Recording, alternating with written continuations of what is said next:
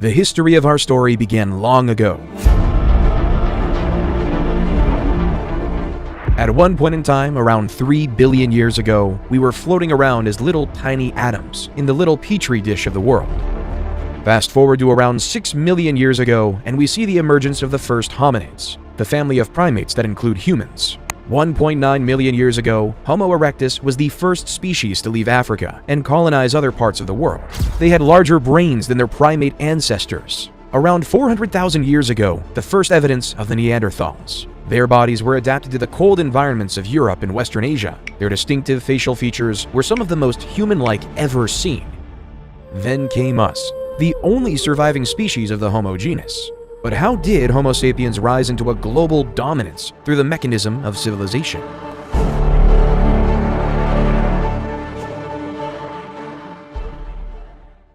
We begin our story in the fertile lands of Mesopotamia in 4000 BCE, nestled between the great Tigris and Euphrates rivers and the Sumerian city of Uruk. Instead of relying on hunting and gathering like our ancestors of the past, the citizens of Uruk were able to develop a way to harvest cereal grains like wheat and barley. However, turning cereal grains into edible foods took a lot of work. In the beginning, they had to use an invention called a hand mill, which consisted of 2 stones. As the grains were crushed between the 2 stones, the flour was collected in a container and stored for future use. This was the start of something great. This complex, strenuous process was our modern world's first example of agriculture. We no longer depended on hunting animals or picking berries for our food. Rather than using human ingenuity, we can create our own food source. This allowed Uruk to prosper into a place with over 50,000 residents. However, this change did have a change on the human body. The average height of men drastically shrunk from 5'9" to 5'3", and for women they shrunk on average from 5'3" to 5 feet. Instead of being the super athletes we were of the past, we were smaller, less noticeable farmers. People also became landlocked, changing the very essence of what it means to be human. In the early 3000 BCE, according to legend, King Gilgamesh began his rule as a Sumerian king of his region. However, by the end of 3000 BCE, the Akkadians ousted the Sumerians. Sargon the Great took power and conquered all of Sumeria. While in the Indus Valley in modern-day Pakistan, a new civilization was growing. The Indus Valley civilization, 3300 to 1300 BCE, was most notable for its highly advanced toilet system. The toilets were built with a seat and a chute that led to the underground drainage system. The sewage was then carried away from the homes through a network of covered drains, preventing disease spread. The waste was treated and disposed outside of city limits, helping to keep the cities clean and hygienic. While in Egypt, they were more consumed with building pyramids than basic human plumbing. This was because, in ancient Egyptian religion, it was believed that when a pharaoh was to die in the physical world, his spirit would continue to live on in the afterlife, in which they would continue to rule in perpetuity, and where they would be worshipped by the living. Inside these pyramids, the pharaoh's body was carefully mummified, a process believed to preserve his physical form and help ensure his spirit's journey to the afterlife. The pyramid was also filled with offerings and treasures intended to provide the pharaoh with the resources he would need in the afterlife. Every pharaoh wanted to make sure they were immortal. They wanted to succeed in the afterlife. They wanted to be worshipped forever. That's why it was an utmost priority for Egyptian pharaohs to build pyramids for themselves when laid to rest. It started when Pharaoh Djoser, 2667 to 2648 BCE, built the Step Pyramid at Saqqara, followed by Sneferu, 2613 to 2589 BCE, who built several pyramids, such as the Bent Pyramid and the Red Pyramid. Then came the pharaoh Khufu, 2589 to 2566 BCE, who built the famous Great Pyramid of Giza in a labor-intensive 20-year process, one that the world still marvels at today. Khufu was then followed by pharaohs Khafre and Menkaure, who built the slightly smaller second and third pyramids of Giza, respectively. While over in China, in the year 2100 BCE, the first Chinese dynasty was upon us. Like the people of Mesopotamia, the Chinese were ever reliant on agriculture, producing rice, wheat, and barley among other crops. However, as legend has it, the Yellow River flooded. These massive floods would destroy all the crops, leading to massive famine and suffering. However, not all was to be lost because Yu the Great was on his way. Yu was so distraught by this problem that he would spend his days traveling up and down the Yellow River. He found ways to divert the rivers by building levees and dikes so that he could regulate the waterways. Then, after 13 years of hard work, the floods could no longer wreak havoc on the land. The people were overjoyed, and Yu was hailed as a savior. That was the start of the first Chinese dynasty. the Jia dynasty. Though the accuracy of this tale is questioned by historians, it does establish an important precedent. The idea is that power ought to follow one's merit. An individual who deserves absolute power shall have absolute power. This idea would shape the world for years to come and cause the people of ancient China to follow him to create the first ever Chinese dynasty. While back over in Mesopotamia, around 1772 BCE, a Babylonian king named King Hammurabi created the basis of the legal system as we know it today. Hammurabi ordered the creation of a 7-foot-tall, 2-foot-wide stone slab. Written on it was a system of 282 laws that each citizen of his kingdom was to follow. Such laws included various laws such as Law 1, if a man brings an accusation against another man, charging him with murder but cannot prove it, the accuser shall be put to death. Law 196, if a man destroys the eye of another man, they shall destroy his eye. Law 197 says, if he breaks another man's bone, they shall break it. Law 199, if he destroys the eye of a man's slave or breaks the bone of a man's slave, he shall pay 1/2 his price. However, what King Hammurabi did was create a society based on laws. He laid out strict laws, placing people into certain castes of life and value. Everyone was worth a different amount based on what class they were in society. There was no illusion of equality in ancient Babylon. Instead, it was pretty clear the value of a noble's bone was worth more than a plebeian's, which in turn was worth more than a slave's. An idea we continue to see throughout history. While in modern-day Turkey, a lesser-known civilization came to power, the Hittite Empire under the charismatic rule of the leader Labarnus, 1680 to 1650 BCE. He was a skilled ruler with a single vision in mind, uniting the Hittite city-states under a single rule. Labarnus led his army from city to city, conquering neighboring city-states and making alliances with their leaders. He was a shrewd diplomat, and he used his diplomatic skills to win over the hearts and minds of the people. Eventually, Labarnus became the ruler of all the Hittite city-states and established the empire. He was a just and fair ruler and was loved by his people. Under his rule, the Hittites prospered, and their territory expanded, leaving them right next to their neighbors in Egypt. While in modern-day Greece, a collection of city-states emerged on the European continent. Mycenaean Greece, 1600 BCE to 1100 BCE, was dominated by an elite warrior society and consisted of a network of palace-centered states that developed rigid hierarchical, political, social, and economic systems. At the head of this society was the king. However, unlike a unified civilization, each city was on its own. A city-state is a city that, with its surrounding territory, forms an independent state. The development of city-states such as Troy, Mycenae, and Pylos start to grow. The first remnants of the Greek written language, known as Linear B, also started to emerge, the first record of any Indo-European Greek record we have today. While back in Egypt, they started to create a social pyramid of another type, the Egyptian social pyramid. Like the Great Pyramid of Giza, it is more prominent at the bottom and tinier at the top. At the bottom lays the peasants and the slaves. They were responsible for doing all the manual labor. They worked on the lands. They would spend the day in and day out farming, producing food for all of Egypt. Then, when the season to farm was over for the year, they would work on the pharaoh's massive building projects, literally building the pyramids.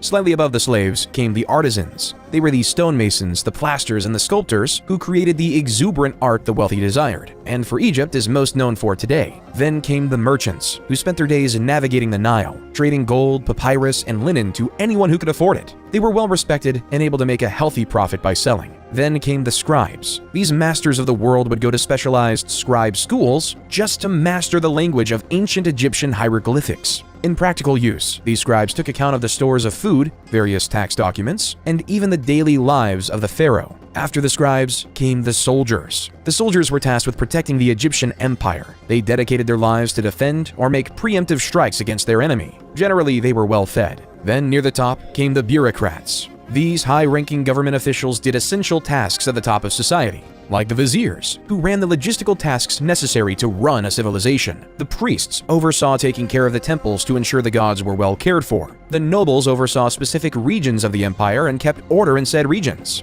At the top, the purpose of everyone below was the pharaoh, the king and the mediator between the gods and the world of men. The pharaohs will be known to be supreme, and all must succumb to it. When the pharaoh dies, he will be buried in a pyramid in which he will help eternally rule over the Egyptian empire. Egyptian society was created to serve the pharaoh. Taxes were taken from the farmers for the pharaoh, and artisans made unique crafts for it. The merchants ensured the pharaoh was well supplied with the needed goods. The scribes would follow the pharaoh and record his thoughts. The soldiers made sure his empire was protected. The bureaucrats did the jobs the pharaoh couldn't do, while the pharaoh sat at the top and communicated with the gods. Pharaoh Ramses II, 1279 to 1213 BCE, accomplished many extraordinary things by living in this social system. He orchestrated the construction of the Temple of Abu Simbel, the Ramesseum, and the Temple of Karnak. He was also able to grow the Egyptian empire and reconquer lands lost by other pharaohs, except for the land claimed by the Hittite Empire.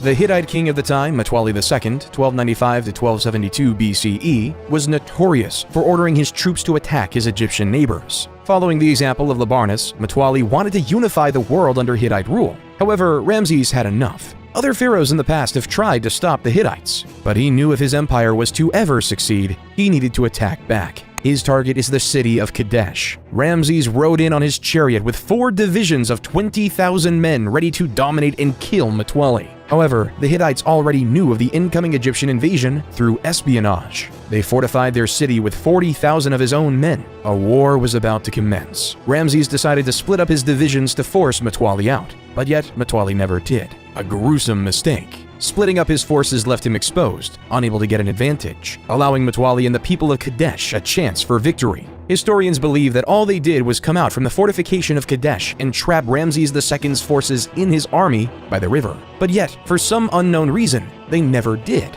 leaving the Battle of Kadesh to end in a draw. After the battle, though, both sides decided it would be best to stop attacking each other, that they should live in peace and unity in this world. Then, after the death of Mtwali, the new king Hattusili III took the throne of the Hittite Empire. Through the means of messengers in the year 1258 BCE, both Ramses and Hattusili signed the first peace treaty to ever exist. Reading in part, Ramses the great king of the country of Egypt, shall never attack the country of Hatti to take possession of a part of this country. And Hattusili, the great king of the country of Hatti, shall never attack the country of Egypt to take possession of a part of that country. Then, a period of friendship occurred between these two once warring nations. The Hittites were skilled in metalwork and taught the Egyptians to make superior weapons and tools. At the same time, the Egyptians, master of agriculture, shared their knowledge with the Hittites, trade for the benefit of both civilizations. Both civilizations prospered because of this. Peace can lead to prosperity. The agreement was kept in place until around 1200 BCE because that's when the Hittite Empire fell, because of the constant attacks they faced from the Sea People, leaving the Hittite Empire to be lost in the state of history.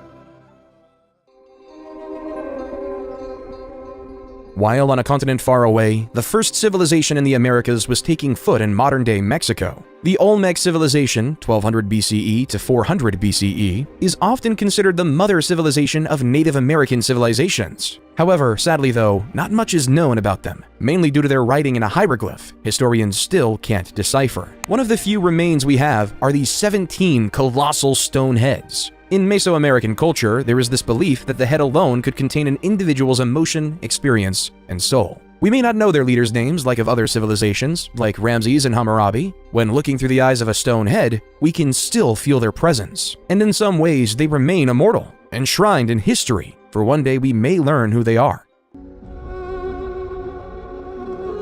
While in the East, the Zhou dynasty, 1046 to 256 BCE, in China was taking its stride. The Zhou dynasty gained power because of the failures of the less critical Shang dynasty. They believed in the idea of a mandate from heaven. This resulted in 4 principles in the Chinese dynastical structure that would be repeated repeatedly. 1. Heaven grants the emperor the right to rule. 2. Since there is only one heaven, there can only be one emperor at any given time. 3. The emperor's virtue determines his right to rule. And 4. No one dynasty has a permanent right to rule. A ruler in dynasty could lose the mandate from heaven, and the heavens weren't always on the side of the rulers. Over time, it will fade into another dynasty. The heavens would send signs of droughts, famines, floods, and earthquakes across the land, signaling they'd lost the blessing from above. This is how the Shang dynasty fell, and the Zhou dynasty grew to prominence. The Zhou dynasty brought another style of government and the creation of feudalism. The system was straightforward, leading to another social pyramid. At the bottom lay the peasants, who were tied to the land and whose job was to produce crops for the empire. Then came the soldiers, whose job was to protect the lands from foreign invaders.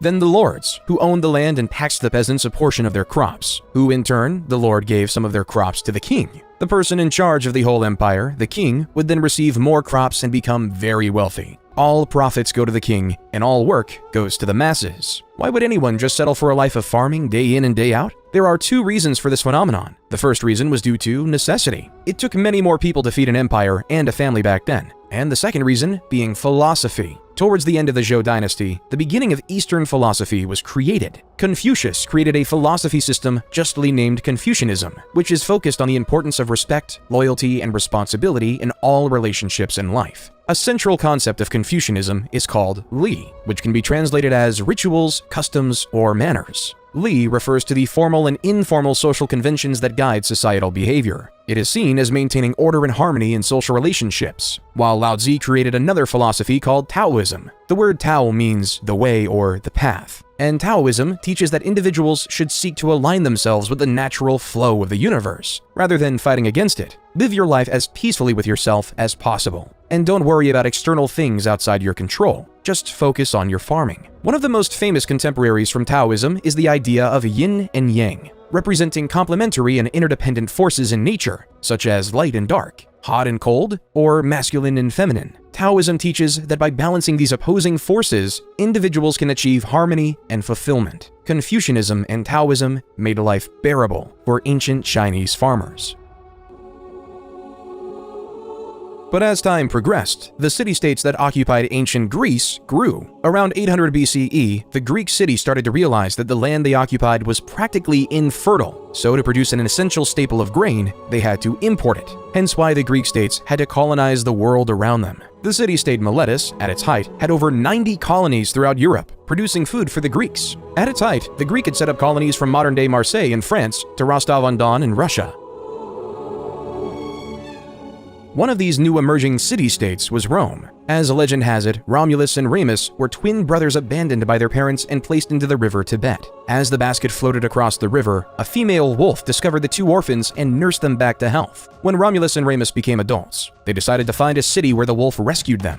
However, this created turmoil as both brothers wanted the site to be named after themselves. As Romulus and Remus fought relentlessly, eventually Romulus came up with the final blow and killed Remus, creating Rome in 753 BC.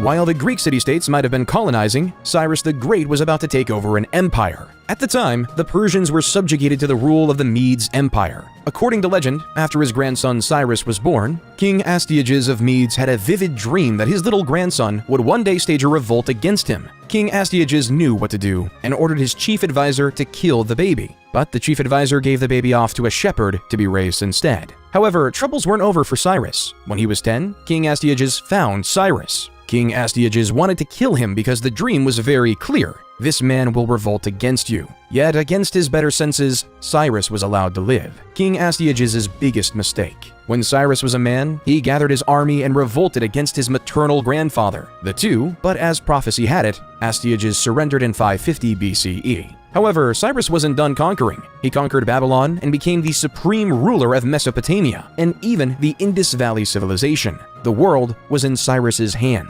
Cyrus then took over the Greek colony of Ionia in Asia Minor, leading a great Persian empire, and then he died, leaving it all in the air for the next great Persian king, Darius the Great.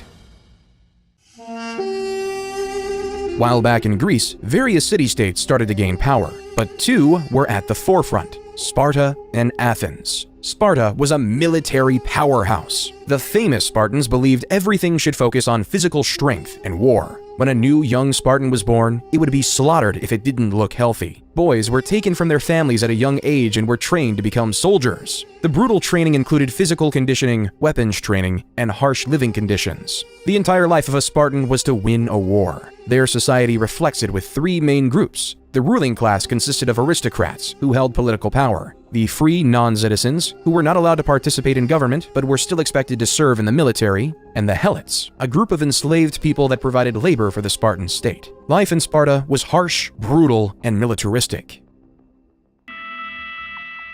While their neighbors up north were experimenting with this idea of democracy, Athenian democracy was a highly complicated mess. There were two branches, the Council of 500 and the Assembly. The Council of 500 was selected randomly by a process known as sortition. Athens itself was made up of 10 different tribes. Each tribe was responsible for providing 50 citizens to serve for 1 year in the Council of 500 via random selection. Each eligible citizen would be given a personalized token. Those tokens were inserted into a particular machine called a clariterion. This long-lost technology included tubes and balls, which somehow selected 50 residents of each tribe to join the illustrious Council of 500. While in the Assembly, there was a system in place that said that every single citizen had a vote. Of course, to be a citizen, you had to be a male and not a slave, and either born in Athens or to Athenian parents. The Council of 500 would create the agenda for the main assembly to vote on because over 30,000 people could have a vote at any given time. It was total chaos. So to quell this, the council would nominate 9 presidents the morning of the meeting, and it was their job to ensure all the rules and procedures were being followed. Since they were appointed right before the assembly met, they were almost impossible to bribe.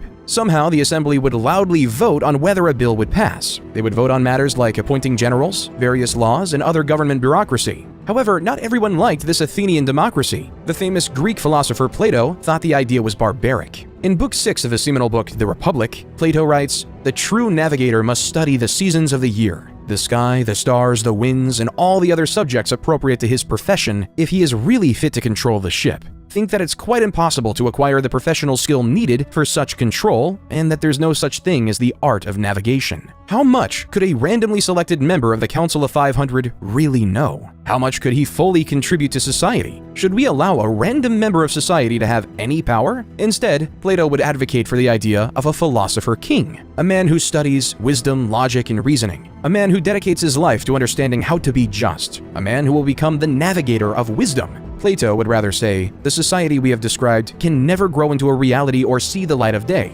and there will be no end to the troubles of the states, or indeed, my dear Glaucon, of humanity itself, till philosophers become rulers in this world, or till those we now call kings and rulers really and truly become philosophers, and political power and philosophy thus come into the same hands. There's just one issue with Plato's quote. Every leader thinks they're a philosopher king. Everyone thinks their thoughts are the best. Everyone thinks their ideas are the wisest. From Yu the Great in China, to Labarnus of the Hittite Empire, to Siddhartha Gautama of the Kingdom of Magadha in India.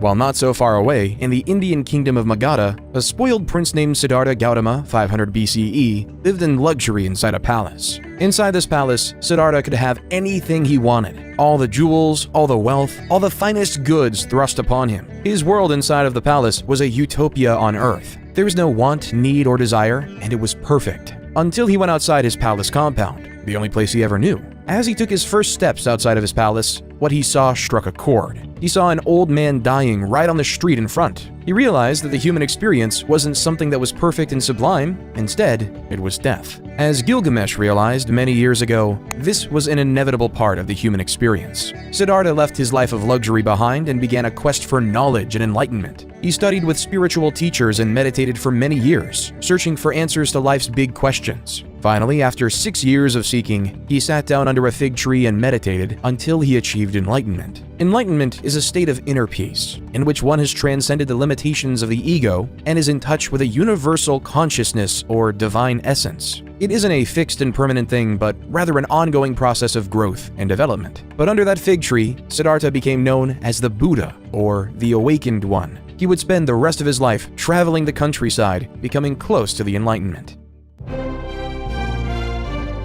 Darius was determined to follow in his father's footsteps and take over the world. After finalizing their rule over the city-state of Ionia, the Persians were on a quest to take over Greece. Darius and his 20,000 men came to the city of Marathon in the year 490 BCE, a city 26.2 miles away from Athens. The Athenians were vastly outnumbered, with only 10,000 men. As the Persians were trying to regroup, the powerful Greek hoplites crushed the weaker Persian foot soldiers by routing the wings before turning towards the center of the Persian line. The remnants of the Persian army fled to their ships and left the battle. Early historians believe the battlefield littered 6,400 Persian bodies, while the Athenians lost only 192. So the Persians retreated, and an Athenian messenger named Phytopides ran the 26.2 miles from Marathon to Athens, exclaiming with joy how the Athenians just beat the mighty Persian Empire. All of Athens went crazy with this fantastic news, hence leading the Phytopides' historic trek to be sketched into history as the world's first marathon. However, the Persians weren't done, even with Darius I dying of mysterious circumstances. His son, Xerxes I, took over the crown and wanted to complete his grandfather's legacy. In 480 BCE, Xerxes I wanted revenge, so he brought his enormous invasion force of over 100,000 soldiers and was dead set on conquering Greece. Then, at a narrow pass at Thermopylae, the Spartan king Leonidas had his force of 7,000 Spartans maintain the defense. Leonidas knew of his disadvantage and developed a bold and daring plan to defeat the Persians. Rather than waiting for the Persians to attack, Leonidas ordered his soldiers to make a surprise attack on the Persian camp, catching the Persians off guard and disrupting their formation. Despite their success, the Greek army was ultimately overwhelmed by the Persians, who attacked from all sides and eventually broke through the Greek defenses. Leonidas and his soldiers fought with courage and determination. Still, they were ultimately defeated. Then came the Battle of Salamis, where the Greeks could change the tilt of the war in a naval battle between the 500 Persian trireme and 300 Greek trireme. It didn't look good for the Greeks. Still, the great Athenian general, Themistocles, employed his plan to move the Persian fleet into the narrow straits of Salamis and hit the enemy fleet so hard that it had nowhere to retreat. After a massive sea battle, Themistocles won Greece the victory and changed the face of the war. The Persians still had their goal: conquer the Greek city-states. Xerxes had returned to Persia, leaving Persian general Mardonius in charge of the Persian force for most of the significant battle yet. After diplomatic talks ceased, Persia knew they had to attack. As the Persians sent their troops to Plataea, the Greeks knew they had to work together. With 30 various Greek city-states working together, they were able to field a massive 110,000 hoplite army with the primary purpose of defeating Persia, though that was nothing compared to the estimated 150,000-man army of Persia. The battle was fierce and intense, with both sides fighting with ferocity and determination. The Greek hoplites continued to be effective against the Persian cavalry and archers. The Greeks also strategically used the terrain, fighting on a slope that helped offset the Persian numerical advantage. In the end, the Greeks defeated the Persian forces and secured a decisive victory. The Persians suffered heavy losses, and Mardonius was killed in the fighting. The Battle of Plataea marked the end of the Greco-Persian Wars and the Persian threat to Greece.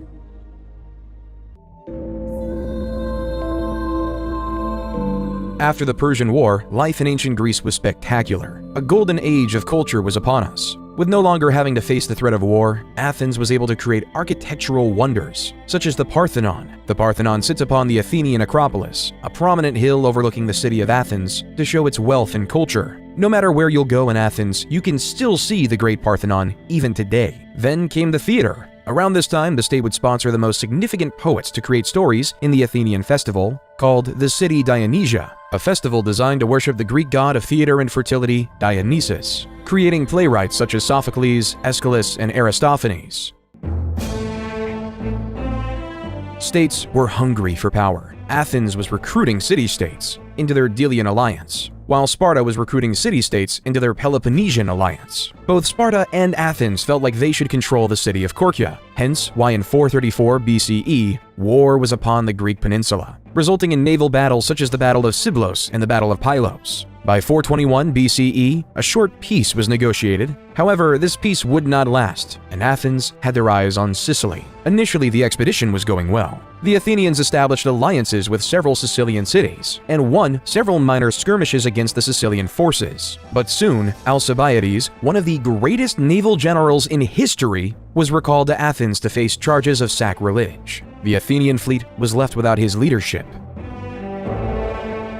In his absence, the expedition began to unravel. The Athenians could not take the city of Syracuse, which had fortified its defenses and was well prepared for a siege. The Sicilians were aided by reinforcements from Sparta, which saw an opportunity to strike a crippling blow against its arch-rival Athens. The Athenians suffered from a lack of supplies and were plagued by disease. At the same time, the Syracusans launched a series of surprise attacks and ambushes. Finally, after months of grueling fighting, the Athenian fleet was destroyed in a decisive battle. Thousands of Athenians were killed, and many more were captured and enslaved. A decade after that, Athens fell to the Spartans. The age of legendary Greece was now over. Both Athens and Sparta were significantly weaker, never to regain the same power they once had, leaving the world ready for a philosopher king to conquer it all. Then, in the east, the mandate of heaven was up. The Zhou dynasty, after a long 800-year rule, it was deemed by the heavens that their empire was up, which led to a period known as the Warring States, 474 to 221 BCE. This resulted in Han Fizi, who created a new philosophy called legalism. Followers of legalism believed that people were inherently selfish and would only act in their own self-interest, and that the only way to keep them in line was through a system of rewards and punishments that was clear and consistently enforced. This resulted in Fizi claiming that the best way to achieve social order was by establishing a powerful ruler responsible for enforcing the law and punishing wrongdoers. He also believed the ruler should have complete control over the military, the economy, and society. While in the heart of the Oaxaca region of Mexico, the Zapotec civilization started to flourish. The capital city of Monte Alban was being built on a mountaintop overlooking the entire Oaxaca Valley. Perched on the mountaintop overlooking the Valley of Oaxaca, the city was home to a ruling elite who oversaw a hierarchical social structure that included middle-class artisans and lower-class farmers. The people of the Zapotec civilization were known for their innovative agricultural practices, including the cultivation of maize and other crops, which sustained their communities in times of drought and other environmental pressures. They also developed an early writing system, which used a combination of symbols and glyphs to represent words and ideas. They developed an advanced calendar system based on 260-day and 365-day solar cycles. In Greece, during the year 356 BCE, in the city of Pella in the kingdom of Macedon, the greatest commander in history was born. Alexander the Great grew up knowing he would be a leader, and was the son of King Philip II and Queen Olympia. But the teacher was much more impressive. Since he was a kid, Alexander was tutored by Aristotle. Aristotle is the man who is known as the father of logic. He created the fields of biology and taxonomy by introducing a way to think called the scientific method, a method that is still taught in schools to this day. He also wrote extensively about philosophy, ethics, and art, changing the face of the world as we know it today. This is the man who was in charge of teaching Alexander the Great. Alexander was 20 when his father was assassinated, but his excellent education allowed him to take over the rest of the world. After his father died in 336 BCE, Alexander was hell-bent on keeping his family's power. So when the Greek city of Thebes decided to revolt, Alexander and his army marched 240 miles in 14 days. When Thebes refused to surrender, he razed the entire city to the ground, and 6,000 were killed, and the rest were sold into slavery. The rest of the Greek city-states recoiled in fear, allowing Alexander to do as he pleased, leaving for his new target to be Persia and the new Persian king, Darius III. In 333 BC, Alexander faced the Persian army at the Battle of Issus. This significant engagement saw the Persian king Darius III defeated and forced to flee. Alexander then captured several key cities, including the vital port of Tyre, which had resisted his initial siege. In 331 BC, Alexander faced Darius III again at the Battle of Gaugamela, near the Tigris River in modern-day Iraq. Despite being outnumbered, Alexander won a decisive victory using superior tactics and mobility. The Persian army was shattered, and Darius III fled once again. Alexander then proceeded to capture the Persian capital of Babylon and took control of much of Mesopotamia. He continued his campaign eastward, winning battles in what is now modern-day Iran and Afghanistan. In 330 BC, he captured the Persian capital of Persepolis, a city of great wealth and cultural significance. But Alexander wasn't done. He wanted to expand eastward, eventually crossing the Hindu Kush Mountains into India. However, his troops grew tired of the endless fighting and refused to go any further, and Alexander was forced to turn back.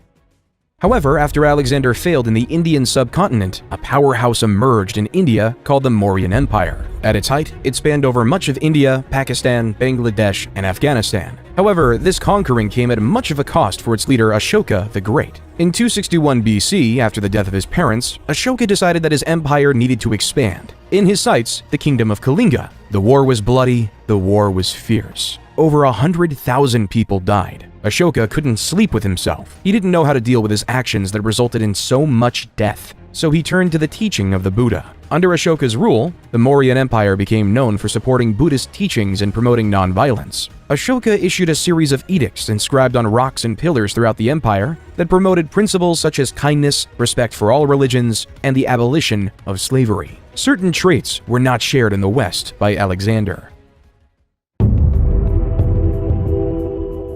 In the West, it was deemed honorable to die in combat, and a hero's death would be remembered forever. A farmer will die in anonymity. Alexander died a few years later in Babylon at the age of 32. Throughout his expedition, Alexander was spreading Greek ideas founded by his once wise teacher, bringing the rise of Greek ideals across the land, starting the seeds of the Western cultures we see today. Once Alexander died, his empire just could not sustain itself. His generals feuded as to who should be the leader of this great empire. Everyone wanted power, yet in fighting, left to waste in oblivion. Eventually, in 323 BC, after senseless wars, the Greek generals divided the world into three major empires: the Ptolemies in Egypt, the Seleucids in the east, and the Antigonids in Greece. Ptolemies, one of Alexander's generals, led Egypt into a period of prosperity. Inspiration by his former leader, Ptolemies built the Library of Alexandria, a hub for an intellectual scholarship. Intellectuals from all over will come to the library to exchange ideas and thoughts throughout the world, leaving us to have great philosophers like Plato and Aristotle to be the backbone of our culture. While the general Seleucid was given the keys to the city of Babylon. Babylon at this time was a cultural hub melting Greek, Persian, Indian, and Central Asian cultures. Seleucid, though, preferred Greek ideas and Greek language. The Seleucid Empire was at its height during the reign of King Antiochus III, 223 BC to 187 BC. Under King Antiochus III, the Seleucids encompassed a vast territory from modern-day Turkey to modern-day Pakistan, one of the largest empires on record until the rise of the Romans. While the Antigonids did not have nearly as much success. By the time Antigonids I took power, the Greeks were just a shell of what they once were. The age of the Greeks was behind us. The Ptolemies, the Seleucids, and the Antigonids went astray from the Roman Empire. However, for Rome to rise, it had to face a powerful foe, Carthage. Both Rome and Carthage had a desire for the same city-state, Messina, on the island of Sicily. This would give either civilization a foothold to grab power in the Mediterranean. The First Punic War was upon us, and after 20 years of fighting, in the year 241 BCE, and the defeat of Carthage, the Treaty of Lutatius was signed. The peace, though, was short-lived. In 218 BCE, the Second Punic Wars began when the Carthaginian general Hannibal invaded Italy with his army, including elephants, to conquer Rome. Hannibal won several early battles, including the Battle of Cannae in 216 BCE. Still, he was ultimately defeated by the Roman general Scipio Africanus at the Battle of Zama in 202 BCE. The war resulted in the complete defeat of Carthage, which was forced to cede its territories to Rome, and the end of the Carthaginian Empire. There was no doubt in the world anymore that it was time for the Romans to take charge in the West. While in the East, after the end of the Warring States period, Qin Shi Huang and the Qin dynasty were an absolute power. 221 BCE to 206 BCE, Qin was determined to turn diverse China into a unified Chinese empire. He divided the lands into 36 command areas, supervised by a governor, military commander, and imperial inspector. It was expected that you followed the will of Qin, or else you would face harsh penalties. The basic ideas of legalism in action, strong government, harsh laws, and inheriting knowing that humans were necessarily selfish. However, their mandate from heaven ran quite quickly. After Qin Shi Huang's death, China was in turmoil with another dynasty on foot.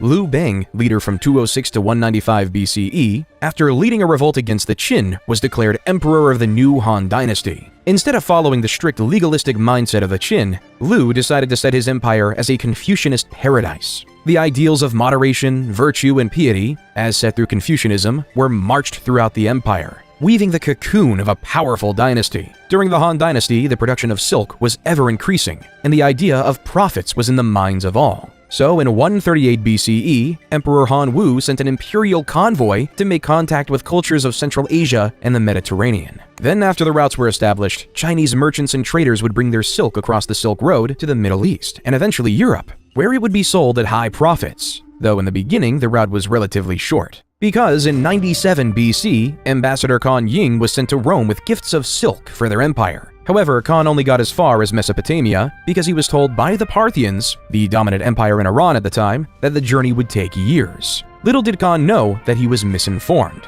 that the journey would have been relatively shorter, but the Parthians wanted to keep their spot as the middlemen. They did not want China and Rome to have contact with one another, creating a system of 3 empires smushed right up against each other: Rome in the west, Parthians in the center, and China in the east. Then in 86 BCE, Greece, already being weakened by the conquest of Alexander the Great, was now the target of the Roman Empire. General Lucius Cornelius Sulla led an army of legions to the forefront of Athens. He besieged Athens for several months, brutally torturing the citizens within. Eventually, when Athens fell, he ordered his soldiers to loot and pillage the city, destroying many important cultural treasures. This takeover cemented Rome as a superpower. Athens no longer had the power, but rather it was in Rome. While in 63 BCE, General Pompey was tasked with capturing Jerusalem and the region of Galilee, the Romans quickly captured the cities, forcing Galilee to be placed under Roman rule, including a small village called Nazareth.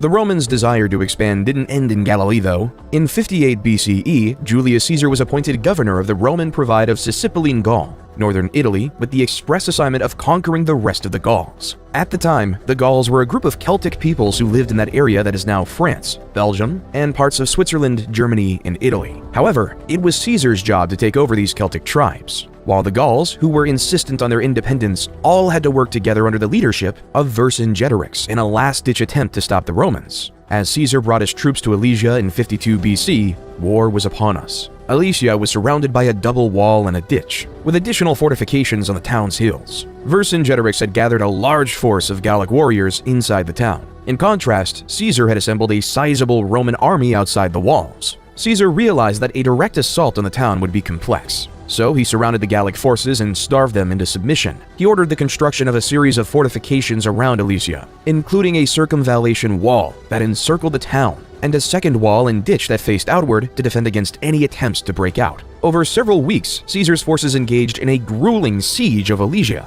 with both sides suffering heavy losses. The Gallic warriors inside the town made several attempts to break out, but they were repelled by the Roman forces. The tide of the battle turned in favor of the Romans when a second Gallic army, led by Vercingetorix's ally Commius, attempted to relieve the siege. Caesar sent a detachment of his forces to intercept the Gallic reinforcements. After a fierce battle, the Roman soldiers emerged victorious. With his forces surrounded and facing starvation, Vercingetorix was forced to surrender. He emerged from Alesia and offered himself as a prisoner to Caesar, effectively ending the Gallic resistance to Roman rule. Throughout the next 2 years, Caesar crossed the Gallic Empire, conquering and implementing it into Rome. The Gauls were implemented into Rome, even gaining citizenship within the empire.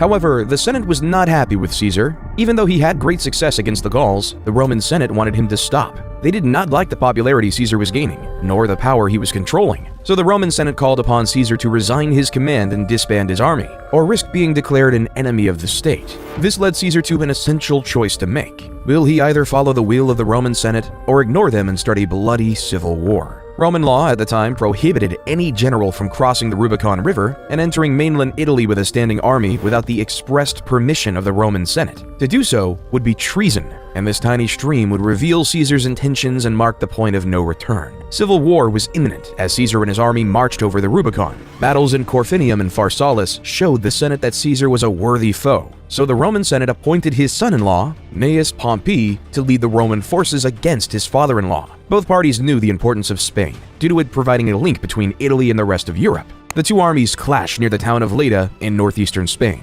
Caesar's army was significantly outnumbered, but he could use his superior military tactics and training to gain the upper hand in the battle. After several days of intense fighting, Caesar emerged victorious, forcing Pompey's forces to retreat, declaring Caesar as the new leader of Rome. When Caesar made it back to Rome, the crowds were chanting, "Hail Caesar! Hail Caesar!" The people then decided that he would be the dictator of Rome for life. Caesar immediately set to work implementing a series of reforms and policies aimed at improving ordinary Romans' lives and strengthening the central government's power. He ordered the construction of new infrastructure, such as roads, bridges, and aqueducts, which helped to connect different parts of the city and improve trade and commerce. Caesar also enacted a series of political and social reforms, including granting citizenship to many people living in the Roman Empire and creating new laws and customs that were based on Roman practices. He encouraged the spread of the Latin language and culture throughout the city and established the Julian calendar, which is the basis of the calendar we use today. However, Caesar's reign was short-lived because 2 years later, in 44 BC, he was stabbed to death by 2 loyal senators,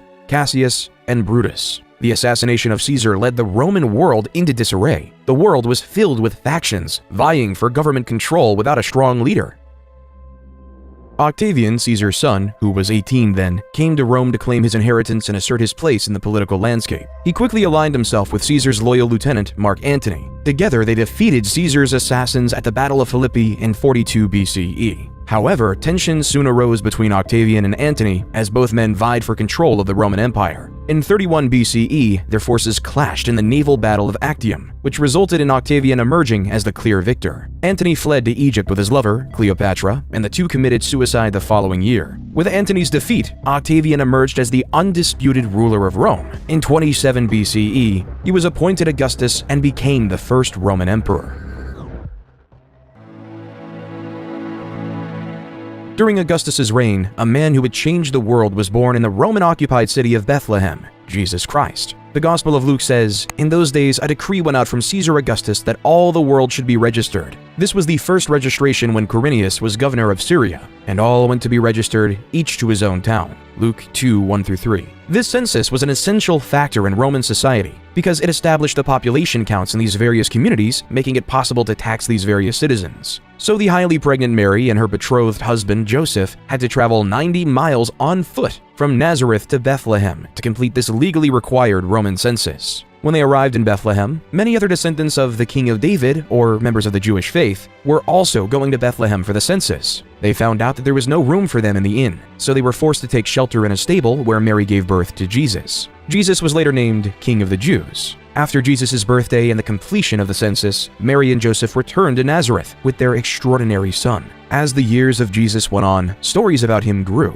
More and more followers began to worship Jesus as their Messiah. They claim that he can catch an endless amount of fish. They claim that he can cure the blind. And they claim that he was the Son of God. So these followers, specifically his disciples, started to write down his entire life journey. 4 of his closest disciples, Matthew, Mark, Luke, and John, wrote down the main chunks of the book in these parts called Gospels. Each of these Gospels covered almost all of the same events, the narrative life of Jesus Christ. This narrative testimony of a child born in a stable changed the world forever. Even though many loved Jesus, some viewed him as a threat.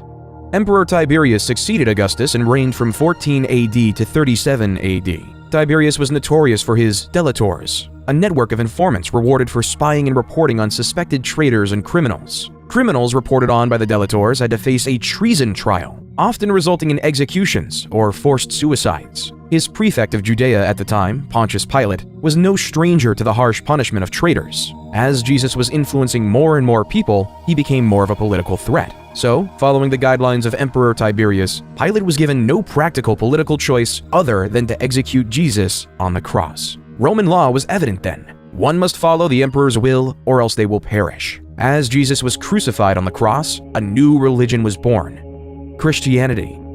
In the beginning, Christianity was just a small sect of Judaism. Nevertheless, its growth would be unparalleled. Paul of Taurus would take the word of his chosen Lord across the known world. From Greece to Turkey to Syria, the word of Jesus Christ spread. His missionary tales are now documented in the New Testament as the Book of Acts. The more Paul went to different places, the more followers he gained. On the same token, it created more enemies. The divide between monotheism and polytheism was on the rise. It was beginning to get a lot tougher for Romans to accept a religious population that didn't believe in gods like Mars and Jupiter. So when the Great Fire of Rome occurred in July of 64 AD, Emperor Nero quickly blamed it on the Christians. The Great Fire was an event that destroyed 2/3 of the city of Rome. So, in order to pay for these massive repairs, Nero instituted heavy tributes across the empire. To meet at least a proportion of the costs, Nero also started to print more Roman currency, creating an inflationary effect for the first time in the empire's history. However, the individuals who lived under Roman rule, which wasn't in Rome proper, were upset by this new policy. So, in the holy city of Jerusalem in 66 AD, a revolt was on. At first, the first Jewish revolt succeeded, and the Jewish forces quickly expelled the unprepared Roman army. Then, the rebels gained some traction in the neighboring villages in Galilee. In response, the Roman Emperor Nero sent the general Vespasian to meet the Jewish forces, an endeavor that pushed most rebels into Jerusalem proper by the time Vespasian was proclaimed emperor in 69 CE. Then, around Passover in 70 AD, Vespasian and his forces sieged the city, depleting it of food and water within the walls of Jerusalem. The Jews started to quarrel within, leaving them more vulnerable to attack. By August, the Romans breached the defenses, killed much of the population, and destroyed many of their holy sites. With the Jews decimated, the strength of polytheism lived long. Then, in 98 to 117 AD, under Emperor Trajan, the Roman Empire was able to expand its greatest territorial extent, spanning all the way from modern-day Britain to the Persian Gulf. Roman rule was everywhere. Well, except for in the Americas, because the Romans didn't even know they existed. In the Americas, we can see the growth of various civilizations across the Andes located in modern-day Peru and Chile. The Mochi civilization was able to build monumental structures, like the Huaca del Sol and Huaca de la Luna, impressive pyramids that were the center of their religions. They also created advanced fertilization techniques that used bird droppings as fertilizer. Their highly centralized government made everyone know their place in society. While a little bit more south, the Nazca civilization is one enthralled in mystery. The people of Nazca created a series of large-scale geoglyphs consisting of hundreds of individual figures, including geometric shapes, animals, and human-like figures, by removing the dark reddish-brown iron oxide-coated pebbles covering the surface of the Nazca Desert. These lines are now called Nazca Lines, the purpose of which is still unknown to this day and subject to conspiracy theory today.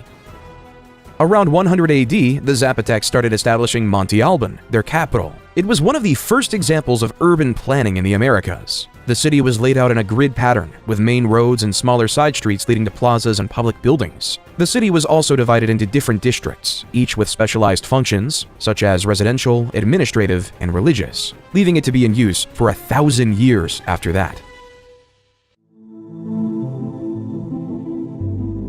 While back in Rome, after the end of Trajan's reign in 117 AD, a new emperor with a purpose was in hand. Hadrian was a man tasked with a near impossible, keeping the massive Roman Empire under one rule. He first had to deal with a crisis with the newly colonized Roman Britain. Like their predecessors in Judea, the Roman Brits did not like being Roman, so they started to cause unrest, and in the eyes of Hadrian, a real threat of revolution was on his mind. So Hadrian had ordered a massive wall, aptly named Hadrian's Wall, which spanned almost coast to coast, keeping it sunk in the conquered people's minds that the Romans were here, staving off revolution in one region. However, in Galilee, things weren't as peaceful. Simon Bar Kokhba led a rebellion of the Jewish people to free themselves from Roman rule. As you see, Rome was developing a new city, called Aelia Capitolina, over the ruins of Jerusalem, from the last revolt with temples dedicated to polytheistic gods like Jupiter. By 132, Bar Kokhba took the bottle of Nasi, head of state. Many Jews regarded him as the Messiah who would save the Jewish people and restore their independence. Kokhba's troops would storm Aelia Capitolina, almost knocking out entirely the Roman garrison controlling the city. Hadrian, though, would not have it.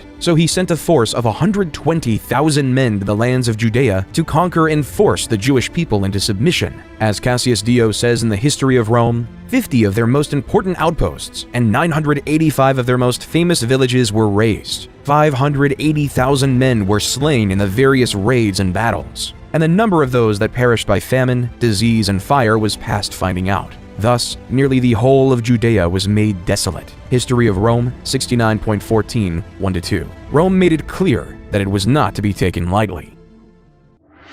While in China, the message was quite different. The ideas of Buddhism were spreading, along with the Chinese philosophies of Confucianism and Taoism, and built a dynasty. These three philosophies worked together to make the Han Dynasty stronger and more united in many ways. While in America, the Mayan architects went across northern Petén and designed a series of short, broad temples with wide staircases flanked by enormous stucco masks. These stucco masks were made of plaster, and some burned and powdered limestone. The Mayans built these stone armatures into elaborate deity faces to capture the soul of the gods and bring it to the people. A temple like the E7 sub, yes, historians name Mayan temples like military submarines, is a pyramid with 16 stucco masks. Each allows us to go deeper into the souls of these deities of the past. In the Middle East, a new empire was emerging with roots in the past. A man named Ardashir claimed to have royal blood that traced all the way back to Cyrus the Great. Ardashir claimed that he should be the true ruler of the Persian Empire, not those frauds of the Parthians. Ardashir was able to unite the various tribes of Persia. In 224 AD, Ardashir I led his forces against the Parthian king Artabanus V in a significant battle at Hormozgan. The Sasanian forces, known for their cavalry, defeated the Parthians and captured Artabanus V. With this victory, Ardashir I declared himself king and established the Sasanian Empire. Ardashir I quickly established a centralized government and built a new capital at Ctesiphon on the Tigris River. He re-established the Zoroastrian religion, which had been suppressed by the Parthians, as the empire's official religion. He also built a powerful military machine with skilled cavalry and archers. He began to expand his territory by conquering neighboring regions. As the Parthians were on their way out, so were the Han. The Han dynasty's downfall was marked by political instability, economic problems, external threats, internal rebellions, and power struggles. The weakening of central authority allowed regional warlords to seize power, and the government's attempts to address economic issues were unsuccessful. External threats and rebellions weakened the dynasty even further. A warlord named Cao Pi declared himself emperor and established the Wei dynasty, officially ending the Han dynasty. While back in Rome, Emperor Diocletian, 284 to 305, faced a problem. Rome was becoming too large and impossible to manage. So Diocletian created the Tetrarchy and divided the region into 4, where each region was governed by a separate emperor. Within the Tetrarchy, there were 2 types of emperors, Augustus and Caesars. Diocletian chose Maximian to be his equal to Augustus. In contrast, Galerius and Constantius were appointed to be Caesars. However, this system created uncontrolled chaos and anarchy. Each emperor had desires for power and ambition, and it all came to a head in 305 when power shifted. Both Diocletian and Maximian retired, and in 306, Constantius died. 3 out of the 4 original leaders were left out of the system, leading to a power vacuum to come. Emperor Constantine the Great was appointed by his father's army unilaterally as an Augustus and a Caesar at the same time to replace his father. At the same time, Maximin's son Maxentius felt as though he should have been appointed Caesar instead of Valerius Severus. So in 307, Maxentius sent his army and forced Valerius Severus to surrender. Come 308, Galerius appointed Licinius to replace him.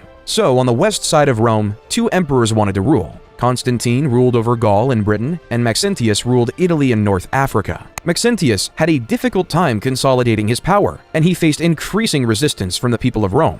To try and secure his hold on power, Maxentius ordered the construction of a new bridge across the Tiber River near Rome, known as the Milvian Bridge. Constantine saw Maxentius as a threat to his power, so he decided to march on Rome to confront him. As the 2 armies approached each other near the Milvian Bridge, Constantine had a vision of a cross in the sky, with the words, "In this sign, conquer." Some accounts suggest that this vision may have been a dream or a hallucination, while others suggest that it may have been a sign from God. Regardless of the nature of the vision, Constantine took it as a sign that he would be victorious in battle if he fought under the sign of the Christian cross. He had his soldiers paint the symbol on their shields and banners, and he went into battle with renewed vigor and confidence. The battle was fierce and brutal, with both sides suffering heavy losses. Maxentius had a larger army, but his troops were spread out and disorganized. Constantine was able to take advantage of this, and he was able to push Maxentius's forces back towards the Tiber River. In the chaos of the retreat, Maxentius was forced off the Milvian Bridge and into the water, where he drowned. Shortly after his victory, Constantine met Licinius at Mediolanum, modern Milan, to confirm several political and dynastic arrangements to produce the Edict of Milan. This edict gave power for Eastern Rome to Licinius and Constantine's sole power of the West. More importantly though, this document extended religious tolerance for Christians and restored any properties confiscated from them during the persecution. However, the peaceful coexistence of both rulers was short-lived. Though the edict allowed for the safety of Christians, Licinius was still very much a paganist. Their differences started to grow. All came near the city of Chrysopolis in 324 AD, where both armies went and fought. Constantine's military might was on display. He was able to force the Eastern Roman army towards the sea, leaving many to be killed or captured. Constantine was declared the sole leader of Rome, and Licinius was declared dead by hanging. He renamed the Eastern Roman capital from Byzantium to Constantinople to celebrate his victory. Then in 325 AD, Constantine presided over the First Council of Nicaea, when the 300 bishops established the now famous Nicene Creed, which declared that Jesus Christ was begotten, not made, and of one substance with the Father. Constantine was finally baptized as a Christian on his deathbed in 337 AD. Come 370 AD, a new player was on the scenes. The Huns were a barbaric nomadic civilization who were masters of warfare. According to legends, they were taught horsemanship as early as the age of 3. Also, they would attack their own with a sword to teach them how to endure pain. These people weren't to be messed lightly with. When they crossed the Volga River in 370 on their horses and lusted for blood, the Alan civilization didn't stand much chance. 2 years later, they attacked the Ostrogoths, an eastern tribe of Germanic Goths who harassed the Roman Empire by frequently attacking their territories. By 376, the Huns had attacked the Visigoths, the western tribe of Goths, and forced them to seek sanctuary within the Roman Empire. As the Huns dominated Goth and Visigoth lands, they earned a new reputation as the new barbarians in town and seemed unstoppable. By 395 AD, they began invading Roman domains, and some Roman Christians believed they were devils who arrived straight from hell. The reason they started invading Rome was because of the death of Theodosius the Great. His shining achievement as emperor was keeping the Goths and the Huns at bay. But on death, he decided to follow the ideas of Diocletian and split the empire up again, splitting up control between his two sons, Arcadius in the east and Honorius in the west, making Theodosius the last leader of a united Rome. With Honorius in charge, the incapable general made Western Rome an easy target to be bullied. The Visigoths, looking for a new place to live, had their eyes set on Rome. So throughout the early 410s, the Visigoths ransacked various Roman cities. Then, on August 24th, 410, the Visigoths sacked Rome, taking control of this historic city. It was the first time in nearly 800 years that a foreign army occupied the city of Rome. However, the Visigoths couldn't maintain control of Rome. Instead, they continued to ransack Roman territories until they established their kingdom in 418 in modern-day Spain. While the prospects of existence weren't so much better in eastern Rome, the notorious Attila the Hun was gaining power, and his brutal tactics called him the Scourge of God. After a failed peace attempt in 441, Attila and his army stormed through the Balkans and the Danubian frontier. Another peace treaty was forged in 442. But Attila attacked again in 443, killing, ransacking, and pillaging his way to the well-fortified city of Constantinople. However, due to Constantinople's high walls, Attila couldn't conquer it. Instead, Attila was able to muster another peace agreement. He would leave Constantinople alone in exchange for an annual tribute of 2,100 pounds of gold, a staggering sum. Then in 451, the Huns invaded the Gauls, allowing the once enemies of the Visigoths and the Romans to wise up and work together to fight the Huns. According to legend, the night before the imminent battle, Attila consulted sacrificed bones and saw that thousands of his army would fall in the fight. The next day, his premonition came true. In the Battle of the Catalonian Plains, after hours of ferocious fighting, tens of thousands of soldiers lay dead, giving Attila his first and only military defeat in history. However, even after the loss, Attila and his army marched on and returned to Italy, continuously ravaging the cities. In 452, with Rome in sight, he met Pope Leo I, who acted as an emissary between Attila and Rome. There's no record of what they discussed. Still, according to legend, the apparitions of St. Paul and St. Peter appeared to Attila. They threatened to kill him if he didn't negotiate with Pope Leo I. Attila decided to pull out of Italy and return to the Great Hungarian Plain. Whether because of his fear of the Pope and his saintly allies, or because of his troops were stretched too thin and weakened by malaria.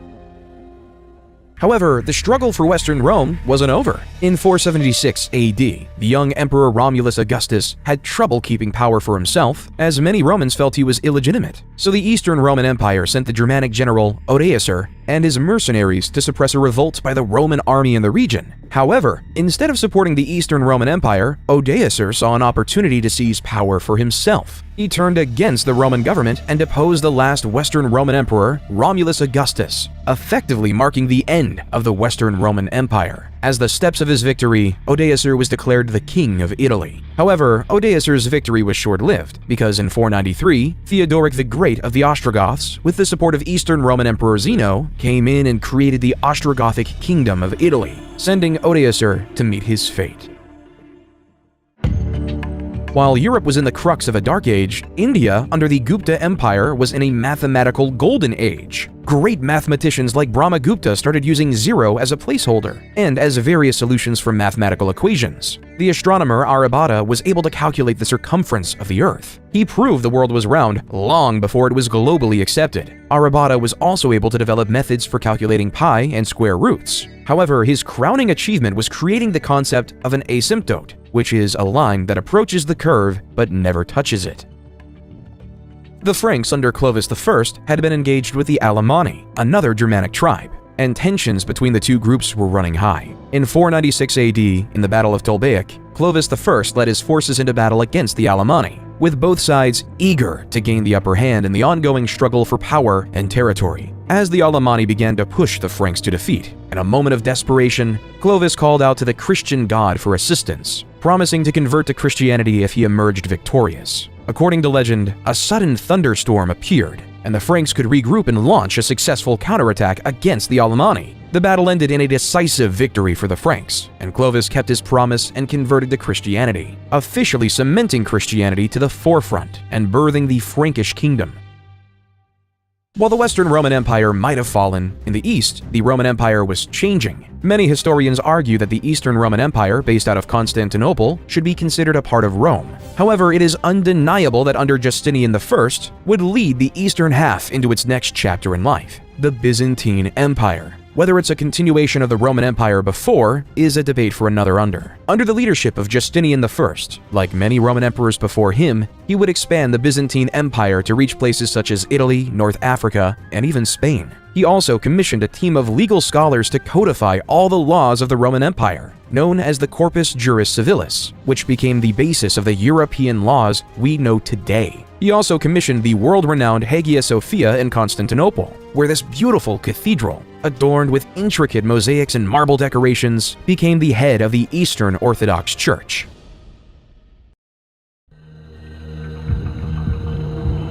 However, Jesus wasn't the only prophet at the time. In the small town of Mecca, a nomadic tribe called the Quraysh gave birth to a man who would change the religious world yet again, Muhammad. Muhammad was orphaned at an early age and was raised by his grandfather and later his uncle. As he grew up, he worked as a merchant, which earned him the nickname Al-Amin, meaning the trustworthy. On one of his pilgrimages in 610, Muhammad meditated in a cave on Mount Jabal Nur. The angel Gabriel appeared and relayed the word of God. Recite in the name of your Lord, who creates a man from a clot. Recite, for your Lord is most generous, became the opening verses of Surah, chapter 96 of the Quran. At first, Muhammad was reluctant, not knowing how to disclose this information. However, soon enough, Muhammad began to gather a small following, which was mocked by the pagans of Mecca. However, when Muhammad denounced idol worship, the leader of Mecca knew that he was through. So through the resistance from Mecca, Muhammad and his followers were eventually forced to emigrate to Medina, a city 260 miles away. There, Muhammad was instrumental in ending various civil wars, creating a prosperous Muslim community.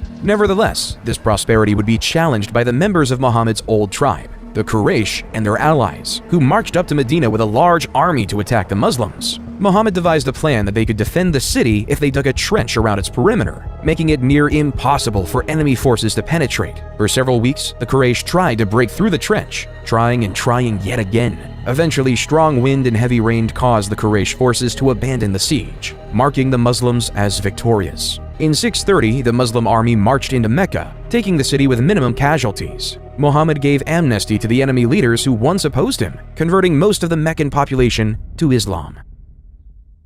At the time of Muhammad's death, the Muslims had successfully united the Arabian Peninsula under the banner of Islam. After Muhammad's death, a series of caliphs or leaders took over the leadership of the Muslim community, beginning with Abu Bakr, a close companion of the Prophet. Under the leadership of the caliphs, the Muslim community continued to expand its territory, conquering new lands and spreading the message of Islam. At first, Abu Bakr had his eyes set on the Byzantine Empire's provinces of Syria, taking over the crucial cities of Damascus and Jerusalem. Then in 636, the Arab forces invaded the Sassanid Empire, taking over their capital city in 637, marking the end of the Sassanid Empire. Onward to Egypt they went, where after years of fighting, they successfully defeated the Byzantine to take over the city of Alexandria in 642 AD, economically crippling the Byzantines. By 716, the Arab forces had conquered much of North Africa, Carthage, and Spain, so that by 716, the Arabs had an extensive empire from Lisbon to China.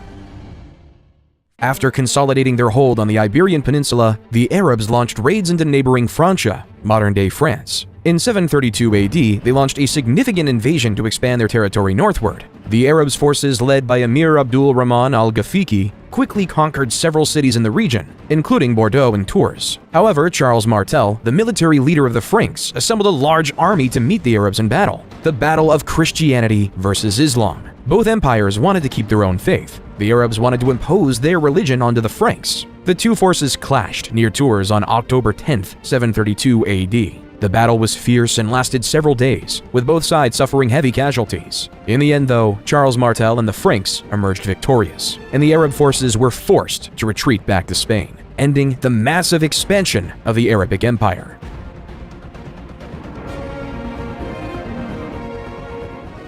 While in the West, the definition of God was war. In China, during the rule of the Tang, religions like Buddhism, Taoism, and Confucianism all coexisted peacefully. A citizen was able to believe what they wanted to believe, leaving for many temples and pagodas to be built across the empire. Also, during the Tang, the height of Chinese poetry was upon us. Poets like Li Po and Du Fu created poems that later became the foundations of Chinese literature. Li Po wrote a poignant poem called Zanzan on the Qingthing Mountain, translated by Sam Hamill. The birds have vanished down the sky, now the last cloud drains away. We sit together, the mountain and me, until only the mountain remains. Charlemagne, also known as Charles the Great, became the king of the Franks in 768. Charlemagne was a skilled military leader who expanded the Frankish Empire through successful campaigns. He conquered much of Western Europe, including modern-day France, Germany, Italy, and Spain. Charlemagne was also a devout Christian and worked to spread Christianity throughout his empire.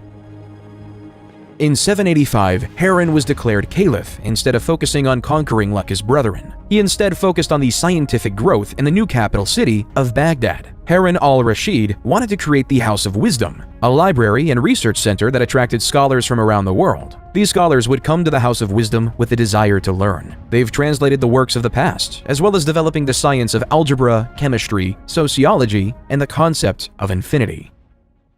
While the Vikings had a different idea of progress. The Vikings were a group of uncivilized pagans from modern-day Scandinavia who wanted to gain material wealth. So June 8, 793 AD marked the beginning of the Viking Age in Europe. Lindisfarne was a small, isolated island off the northeast coast of England that was home to a famous monastery and considered one of Europe's most important centers of learning. On the day of the raid, a group of Viking warriors, likely from Norway or Denmark, landed on the island and attacked the monastery. The Vikings pillaged the monastery, killing many monks and taking others as slaves. The raid was a brutal and unexpected attack on a place of great religious and cultural significance, and it sent shockwaves throughout Europe.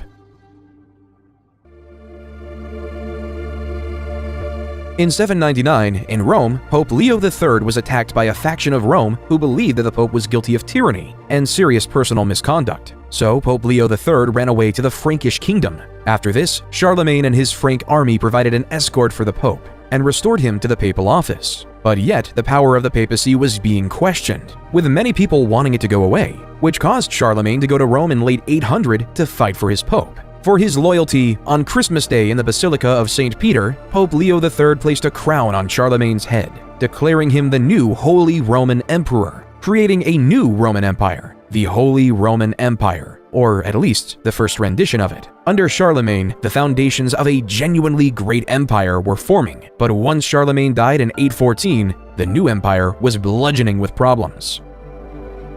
His son, Louis the Pious, 788 to 840, inherited an empire filled with problems. Many of his own citizens viewed him as a strong Catholic who was well-intentioned but was incredibly weak and unable to do anything. As the Vikings continued their raids along the Rhine River, attacking Holy Roman Empire cities such as Cologne, Trier, and Mainz, raiding various Catholic monasteries, and destroying religious artifacts caused fear and hatred among his citizens. Why would anyone trust a leader if they can't stop barbaric pagans? So, various local leaders started to focus on defending their land, rather than relying on the central government for defense, hence beginning the process of independently recreating the Chinese system of feudalism. At this time, people would willingly farm on lands, giving up their freedom to these local leaders to protect them from the Vikings, creating the basis of a new system of feudalism.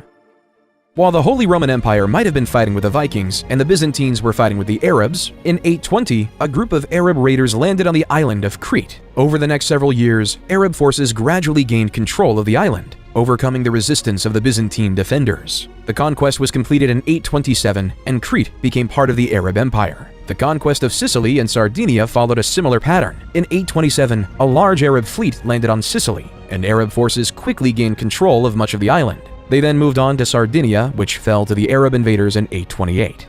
In the Holy Roman Empire, once Louis the Pious died in 840 AD, so did the Charlemagne Empire. The infighting between family members grew, leading to the Holy Roman Empire being divided between 3 family members in the famous Treaty of Verdun.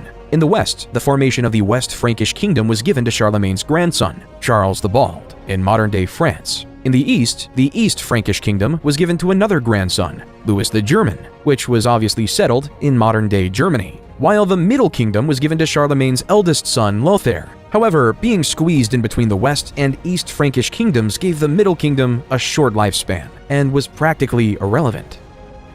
The Vikings weren't just a problem for mainland Europe, they were pillaging everything in mainland England. So in 871, the new King of Wessex, Alfred the Great, rose to power with one thing in mind: keeping everyone safe. Alfred built a network of fortifications known as burhs, designed to protect his people from Viking attacks. He also developed new military tactics and strategies and fostered alliances with other Anglo-Saxon kingdoms.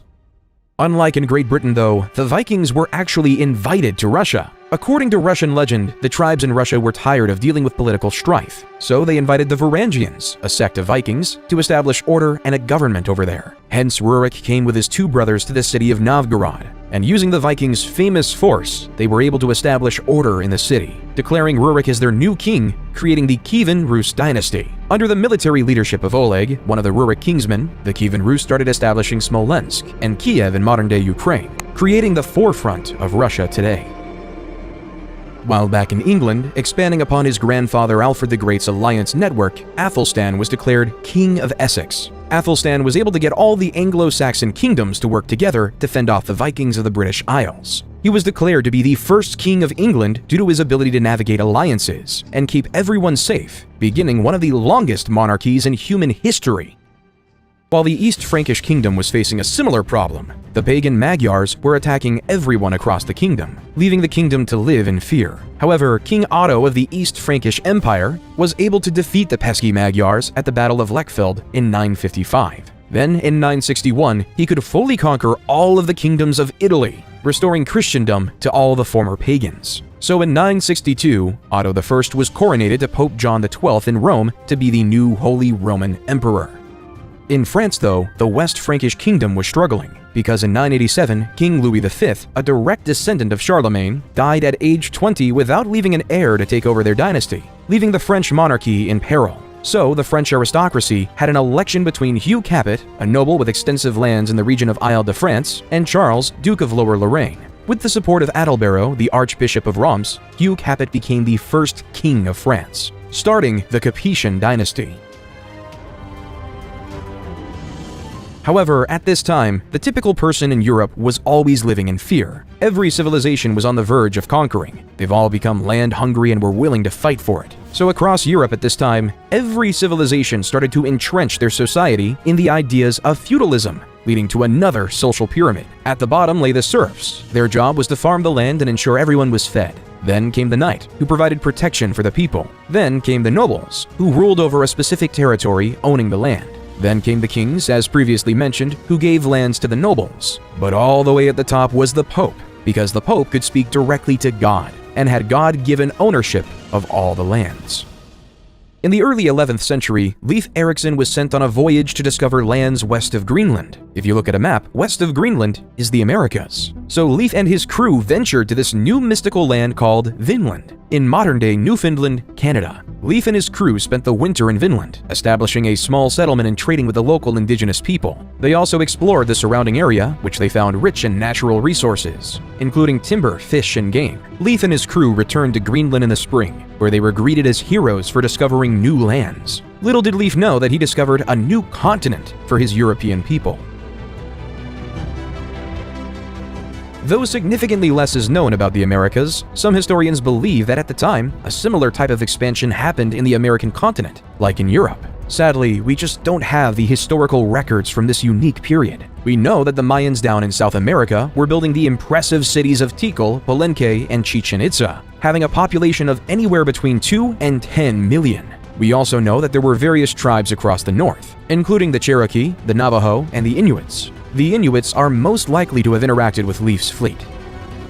While back in Europe, in the holy city of Jerusalem laid the very famous church, the Church of the Holy Sepulchre. According to Christian belief, this church was built on the day Jesus was crucified and resurrected. However, in 1009 AD, Arab Caliph al-Hakim ordered the destruction of this sacred holy site. All of the sacred sites were destroyed, leaving them completely annihilated. When the news reached Europe, Christians were horrified. Pope Sergius IV sent a circular letter to all churches, calling for a holy fight in the Middle East and the expulsion of Muslims from the Holy Land. But yet the Arabs of the Abbasid Caliphate would actually be expelled by another before Jerusalem. The Seljuk Turks, a Central Asian Turkic people of the Muslim faith, were beginning to grow their empire. In 1055, they took over the Abbasid Caliphate capital city of Baghdad. The Seljuk Turks initially respected the caliph, but the Seljuks took over the city over time. In 1076, they captured Medina, followed the next year by the capturing of Mecca, the holiest city in Islam.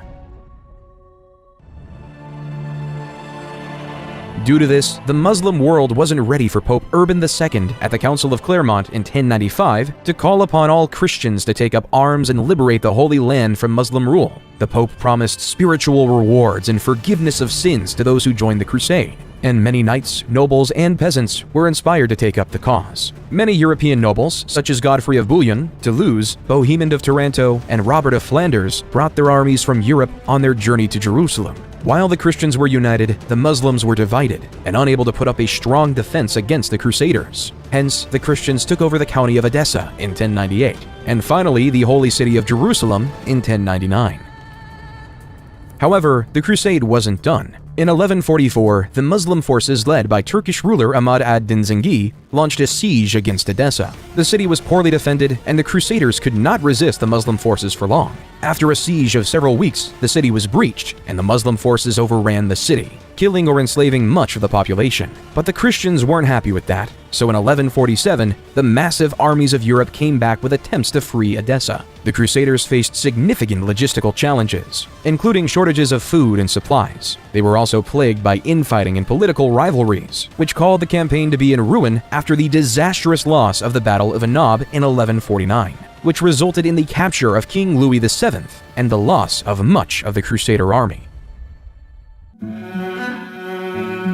While the Christians and Muslims were fighting, the Hindus in the Khmer Empire, under King Suryavarman II, built a fantastic temple for the Hindu god Vishnu called the Angkor Wat. Vishnu is an important god in Hinduism, known as the preserver and protector of the universe. He has 10 incarnations, or avatars, and is often depicted as having blue skin and holding 4 objects. As you approach Angkor Wat, you are greeted by a massive moat and a grand entrance gate adorned with intricate carvings of mythological creatures and deities. The main temple rises like a towering mountain, with intricate carvings and reliefs that tell the stories of Hindu mythology and the history of the Khmer Empire. The temple's galleries are lined with stunning bas-reliefs depicting scenes of battles, ceremonies, and daily life in ancient Cambodia. At the heart of the complex is the central sanctuary, a massive pyramid-like structure surrounded by smaller temples and courtyards. The sanctuary is considered the most sacred part of the temple, adorned with intricately carved statues and images of Hindu gods and goddesses. It was an incredible feat of human ingenuity.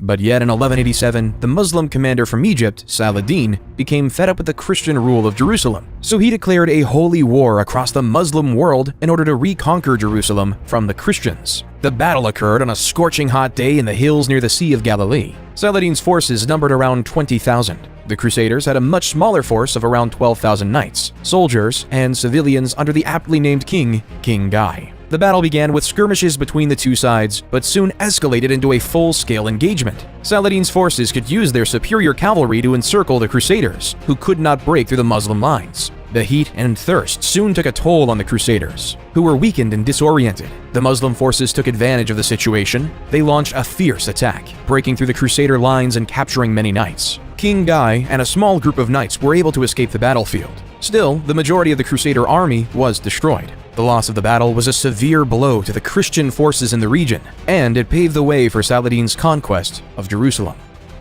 But the Christians weren't going to allow that, so guess what happened? Another crusade. This time, the 3 most powerful monarchs at the time, Emperor Frederick I of the Holy Roman Empire, King Richard I of England, and King Philip II of France, sent their best armies to reconquer the holy city of Jerusalem. However, all the force in the world couldn't retake Jerusalem from the grips of Saladin, leaving the Third Crusade to be a failure. Genghis was born to a mother kidnapped by his father and forced into marriage. Legend holds that he came into this world clutching a blood clot in his right hand. Before he turned 10, his father was poisoned to death by an enemy clan. Genghis's clan then deserted him, his mother, and his 6 siblings to avoid having to feed them. However, he soon began to make friends with the other clans throughout the Mongolian mountainside. By 1206, he had united all the various tribes, uniting 1 million people. For the time, Genghis was quite progressive. He made it illegal to sell and kidnap women, banished the idea of enslavement of any Mongol, and even allowed freedom of religion. When it came to war, though, Genghis was as barbaric as the next one. His first campaign was against the Shisha kingdom in 1209. His army of mostly cavalrymen on horses quickly outnumbered and destroyed the kingdom. His next target was the Jin dynasty in China. From 1211 to 1214, the outnumbered Mongols ravaged the countryside, causing food shortages, resulting in the Jin army killing tens of thousands of their own peasants just so their elites could live. In 1214, the Mongols besieged the capital of Zhongdu, now Beijing, and burnt it to the ground. In the early 13th century, King John was facing increasing pressure from his barons, who were demanding greater rights and protections under the law. In response to their demands, John agreed to meet with the barons and negotiate a settlement. The result of these negotiations was the Magna Carta, a document that set out a series of rights and freedoms that the king could not violate. Among these rights were the right to a fair trial, the right to due process of law, and the right to be protected from arbitrary arrest and imprisonment. The Magna Carta also established the principle of habeas corpus, which required the government to produce a prisoner in court and provide a lawful reason for their detention. This principle has been a cornerstone of modern legal systems around the world. Then in 1217, there was another crusade, this time led by King Andrew II of Hungary and Duke Leopold VI of Austria, with the same goal in mind: to take over Jerusalem. The Crusaders successfully captured the city of Damietta in 1219, but they could not advance further into Egypt. After a series of setbacks, including capture and imprisonment of many Crusaders, the Christian forces were forced to abandon their campaign in Egypt. The Crusaders eventually agreed to a treaty with the Muslim forces, allowing them to leave Egypt unharmed, but without achieving their ultimate goal.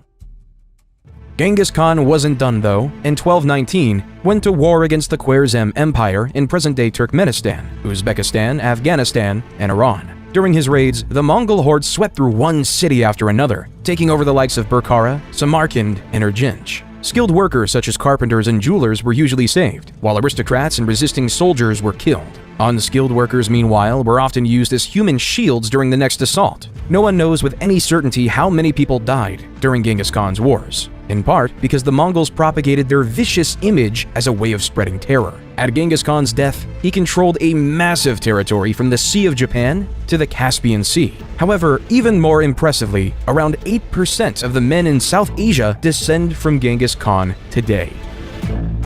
In 1228, Emperor Frederick II of the Holy Roman Empire tried to conquer the Holy Land, but failed, ending the Sixth Crusade. Of course, the Holy Roman Empire couldn't be the only one crusading. King Louis IX of France in 1248 decided to start the Seventh Crusade to retake Jerusalem, but he was taken prisoner by the Muslims and forced to pay a hefty ransom as he retreated. However, that didn't deter King Louis IX, because in 1270 he was at it again, trying to free Jerusalem from the grips of Muslim rule, but this time he died of dysentery. Once King Louis IX died, his troops retreated, creating the eighth and final time there was a crusade.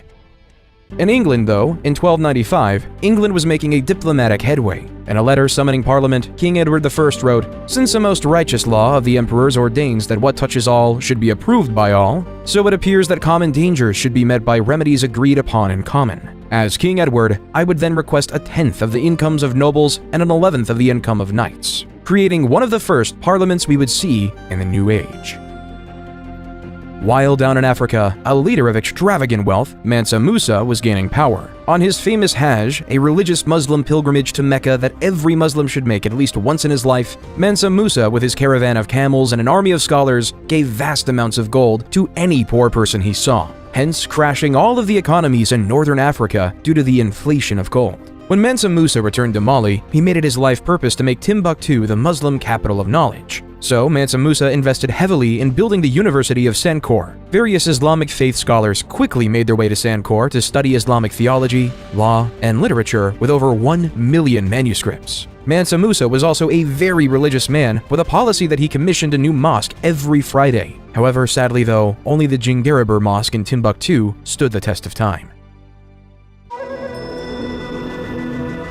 In the Americas, though, another built on riches was being created. As Aztec legend has it, the god Huitzilopochtli directed them to build where they saw an eagle perched on a cactus, eating a snake. When they saw this exact scene on an island located in what was once Lake Texcoco, they interpreted it as a sign from their god, and founded Tenochtitlan on that island. As time passed, Tenochtitlan started to build impressive temples such as the Great Temple. The Great Temple comprised of two main structures, dedicated to the gods Huitzilopochtli and Tlaloc. The city itself was most fascinating. It was designed with a complex system of canals and causeways to help control flooding and facilitate transport across the city, while they started to farm on floating gardens known as chinampas on the shallow waters of Lake Texcoco, which were used to grow crops such as maize, beans, and squash. As Mali and the Aztecs were building their cities, England and France were in war for 100 years. The origins of the conflict lay with the status of the Duchy of Guyenne. In basic capitalistic terms, this was owned by the British Crown. However, the land itself was in France. The second reason was that the last direct descendant of Charlemagne, King Charles IV, died in 1328. So the next closest relative was Edward III, the King of England. So King Edward III claimed the rule of France in 1337, which was not liked by the French people.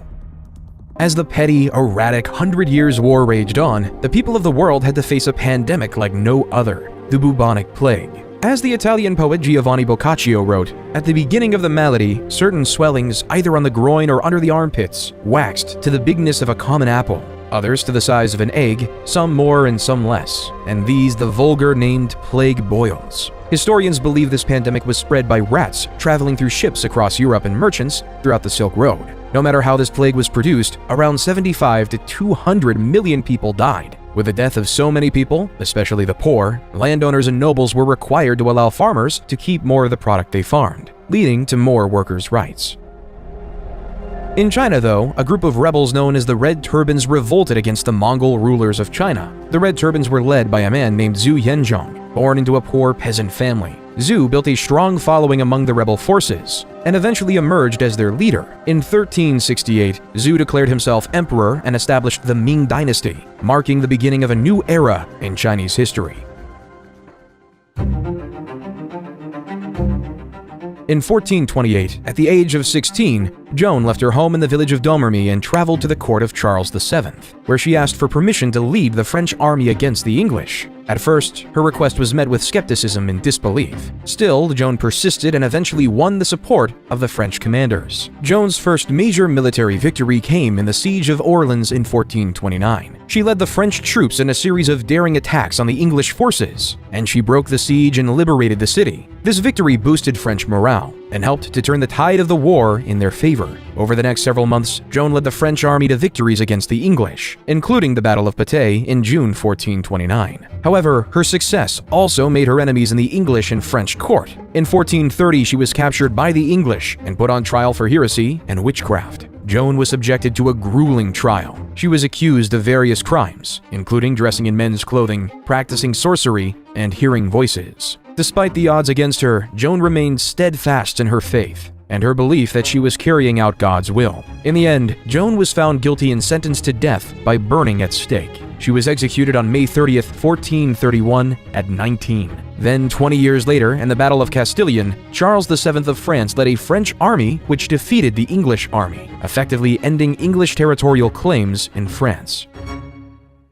While back in the great city of Constantinople, the Byzantine Empire was declining, weakened by years of war, political instability, and economic turmoil. In contrast, the Ottoman Empire, led by Sultan Mehmed II, was on the rise, and the Sultan saw an opportunity to expand his empire and gain control of the strategic city of Constantinople. By 1453, Mehmed II led an army of 80,000 soldiers, including elite Janissary troops and a powerful artillery force, to besiege Constantinople. The Byzantine defenders, led by Emperor Constantine XI, were vastly outnumbered and outgunned. They faced a seemingly impossible task to hold off the Ottoman assault. The Ottomans bombarded the city with artillery for nearly 2 months, causing extensive damage to the walls and fortifications. The Byzantine defenders, meanwhile, struggled to maintain morale and keep their troops fed and supplied. Then on the fateful day, May 29, 1453, the Ottomans launched a massive assault on the city. Climbing up covered by siege towers, they were able to breach the walls and gain access to the city.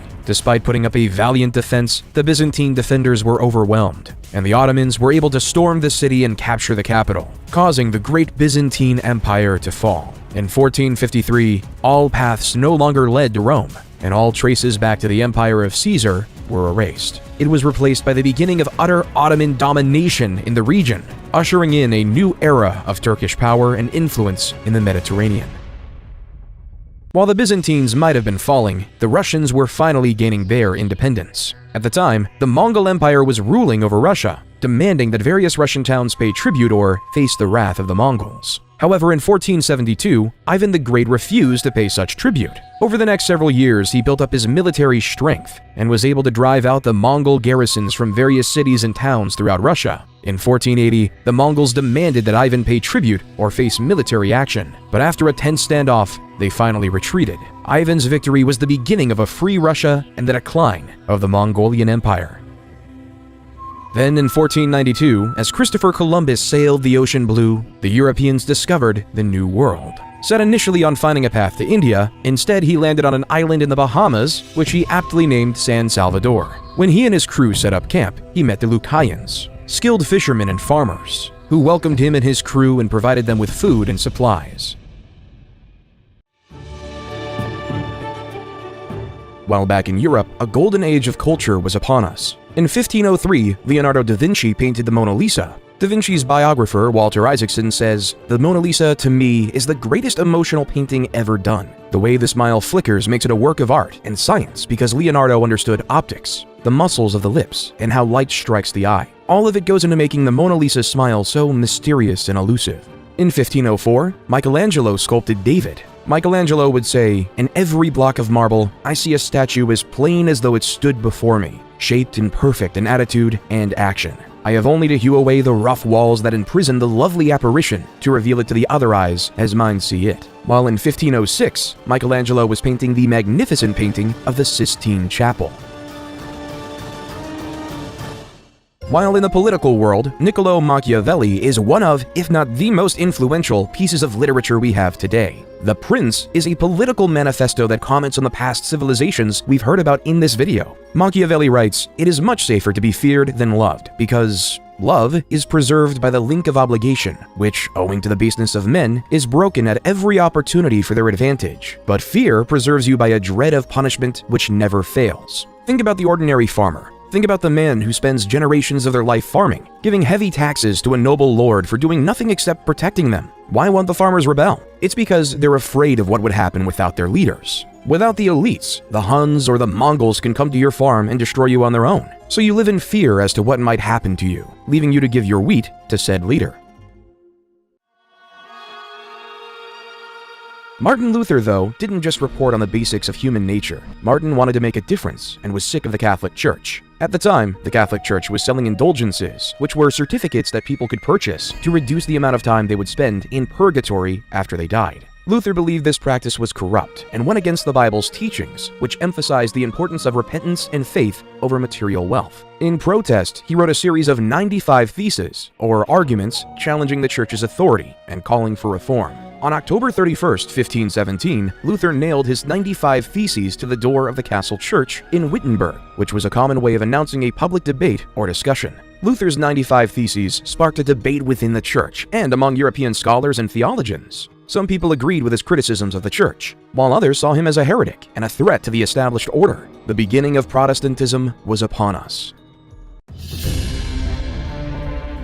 In 1519, though, the Spanish conquistadors, under the leadership of Hernan Cortés, arrived on the Aztec shores. They were greeted by the Aztecs, who gave gifts of gold and silver of incredible wealth to the Spanish, as they believed that the Spaniards were emissaries of the god Quetzalcoatl. However, Cortés soon revealed his true intentions: to conquer the Aztec Empire and claim its wealth for Spain. Over several years, Cortés and his forces engaged in a series of battles with the Aztecs, marked by intense violence and brutality. The Spanish were aided by their superior military technology, including guns and cannons, and by the support of indigenous allies, who were the enemies of the Aztecs. Despite being vastly outnumbered, Cortés and his men made significant gains against the Aztecs, eventually laying siege to their capital city of Tenochtitlan. After months of fighting, the city fell to the Spanish in 1521, and the Aztec Empire was effectively destroyed. Then, following the strategy of Cortés, Francisco Pizarro led an expedition that conquered the Incan Empire in present-day Peru.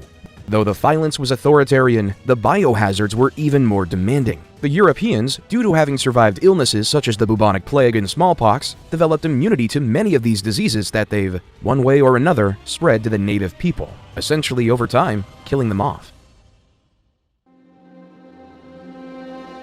Under Suleiman the Magnificent's leadership, the Ottoman Empire became one of the most powerful and influential empires in world history. Suleiman was a brilliant strategist and military leader, and his reign was marked by significant conquests and political achievements. Like many other leaders, he set out to conquer the world. By the end of his reign, Suleiman the Magnificent presided over a vast empire that stretched from southeastern Europe to the deserts of Arabia and from the shores of the Mediterranean to the plains of Persia. His conquests included the capture of Belgrade and Budapest in Europe, Jerusalem and Mecca in the Middle East, and Tabriz and Baghdad in Persia. The Ottomans also became the dominant naval power in the Mediterranean, with control over North African cities such as Algiers and Tunis, creating the dominant Ottoman civilization.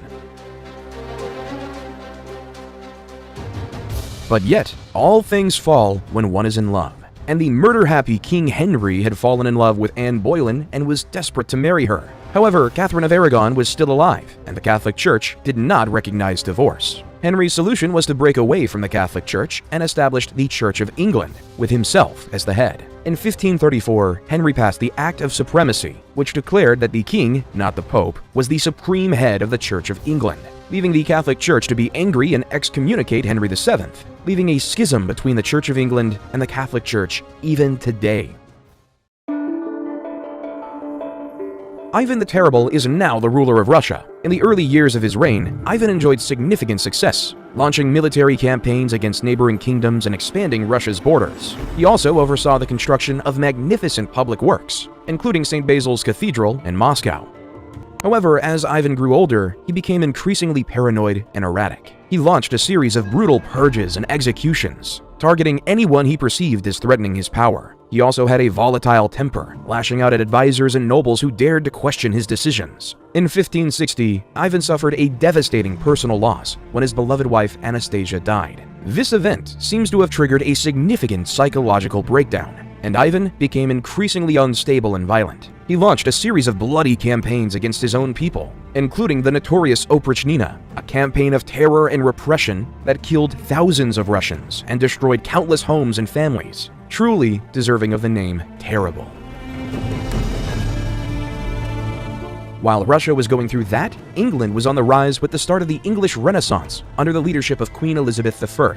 Elizabethan playwrights dominated the scene, creating written words that were poetic in language and poignant in meaning. They've even written plays about people we've already talked about. William Shakespeare wrote many plays, including Histories, Julius Caesar, which was about the assassination of Julius Caesar, King John, which was about the 100 Years' War, and Henry VII was a play about showing human needs to gain power. Other notable playwrights who filled the scene were Christopher Marlowe, Ben Jonson, and John Webster. While on the other side of the world, the English colony of Jamestown was forming in Virginia, under the Virginia Trading Company. Slightly up north, Samuel de Champlain was establishing the French colony of Quebec in Canada. While back in the Old World, they were having a new era of fighting, the 30 Years' War. This time, it was between the Protestants and the Catholics. It began in 1618 when the Holy Roman Emperor attempted to impose Catholicism on the Protestant population of Bohemia. The Bohemians rebelled, and soon the conflict spread throughout the region. Over the next 30 years, armies marched and countermarched across Europe, leaving a trail of destruction and devastation. The war was characterized by brutal sieges, bloody battles, and atrocities committed by both sides. At its height, the war involved most of the major powers of Europe, including France, Spain, Sweden, and the Holy Roman Empire. It was fought along religious, political, and economic lines, with each side vying for dominance and control. The war finally ended in 1648 with the signing of the Peace of Westphalia. The treaty recognized the Dutch Republic's independence, established the individual state sovereignty within the Holy Roman Empire, and ended the religious conflicts that fueled the war. While in China, the Ming court was plagued by corruption, factionalism, and economic decline. The emperor at the time, Chongzhen, faced mounting pressure from his advisors to strengthen the military and defend against the Manchu threat. However, his efforts were hindered by infighting among officials and a lack of resources. In 1644, the Manchu army, led by Prince Dorgon, launched a massive invasion of China. The Ming army, weakened by years of neglect and corruption, was no match for the highly disciplined and skilled Manchu forces. The Manchus quickly conquered Beijing and installed their puppet emperor, ending the Ming dynasty, continuing the cycle of dynasties in China. While in Spain, King Charles II died without having any heirs, creating a real political crisis of who should be the leader. King Louis XIV of France supported his grandson, Philip, as the rightful heir to the Spanish throne, hoping to secure French influence over Spain and its territories. On the other hand, Emperor Leopold I of Austria supported the candidacy of Archduke Charles, a member of the Habsburg dynasty, who was seen as a potential ally against French expansionism. The conflict soon escalated into a major war, with many European powers taking sides and forming alliances. The principal belligerents were France and Spain against a coalition of Austria, Great Britain, the Dutch Republic, Portugal, and several other minor powers. The war ended with the Treaty of Utrecht in 1713, which recognized Philip as King of Spain, but required him to renounce any claims to the French throne and cede some territories to Great Britain and Austria. The Treaty of Rastatt, signed the following year, officially ended the war. In 1707, the Acts of the Union were passed by the Parliaments of England and Scotland, which united the two kingdoms into a single political entity known as Great Britain, hence creating the legal foothold that is Great Britain. However, Scotland took a disliking to this. There were protests and uprisings in the years following the Union, including the Jacobite risings of 1715 and 1745, which aimed to restore the Scottish monarchy and independence. Then, on July 4, 1776, a group of American patriots stood in a room in Philadelphia, signing a document that would say the words, "We hold these truths to be self-evident, that all men are created equal, that they are endowed by their Creator with certain unalienable rights, that among these are life, liberty, and the pursuit of happiness." War in the Americas was on. But back in Europe, the tone was quite different. Adam Smith published the famous book, The Wealth of Nations, The Foundations of Laissez-faire Economics, which essentially says the market would balance itself out over time. In Austria, Mozart was performing his magnum opus, the Hafner Serenade. Mozart's Hafner Serenade is a charming and elegant work featuring courtly dance music and light lyrical melodies. Its graceful melodies, subtle harmonies, and elegant instrumental writing characterize it. As the war continued, King George III sent his armies of the masses over to America. Though the colonists had little military training, their knowledge of the terrain and guerrilla tactics made them nearly invisible. At the same time, the Red Army coats were easy to see for the Americans. In the summer of 1781, George Washington and French General Rochambeau marched their forces south to Virginia, where they laid siege to Cornwallis and his army at Yorktown. The British were trapped and could not escape by land or sea.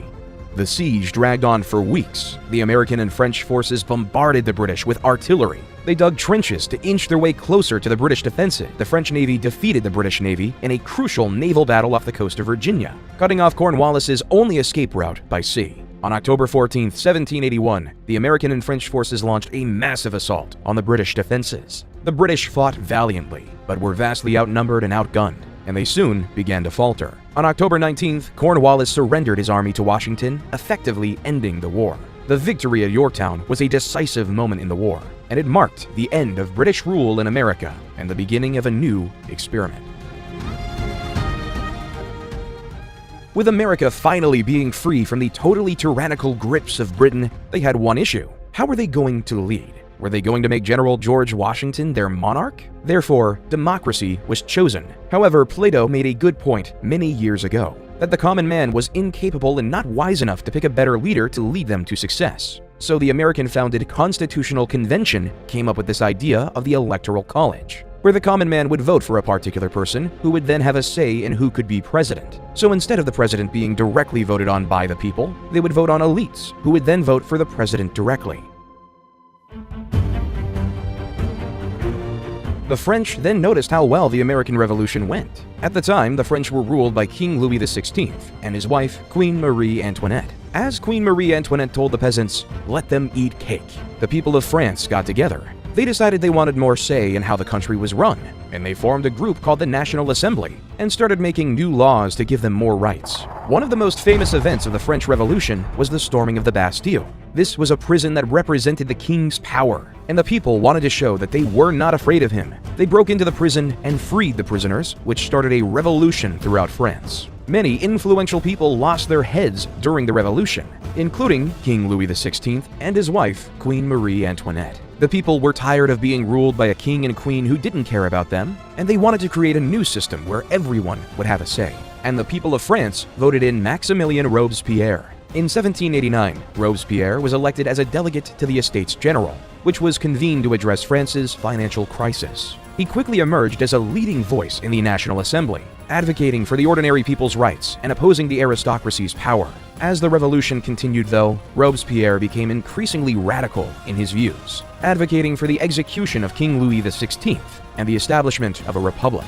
He was elected to the powerful Committee of Public Safety in 1793, tasked with protecting the revolution and rooting out enemies of the state. Under Robespierre's leadership, the committee launched a period of intense repression known as the Reign of Terror. Thousands of people were arrested, tried, and executed for crimes against the revolution.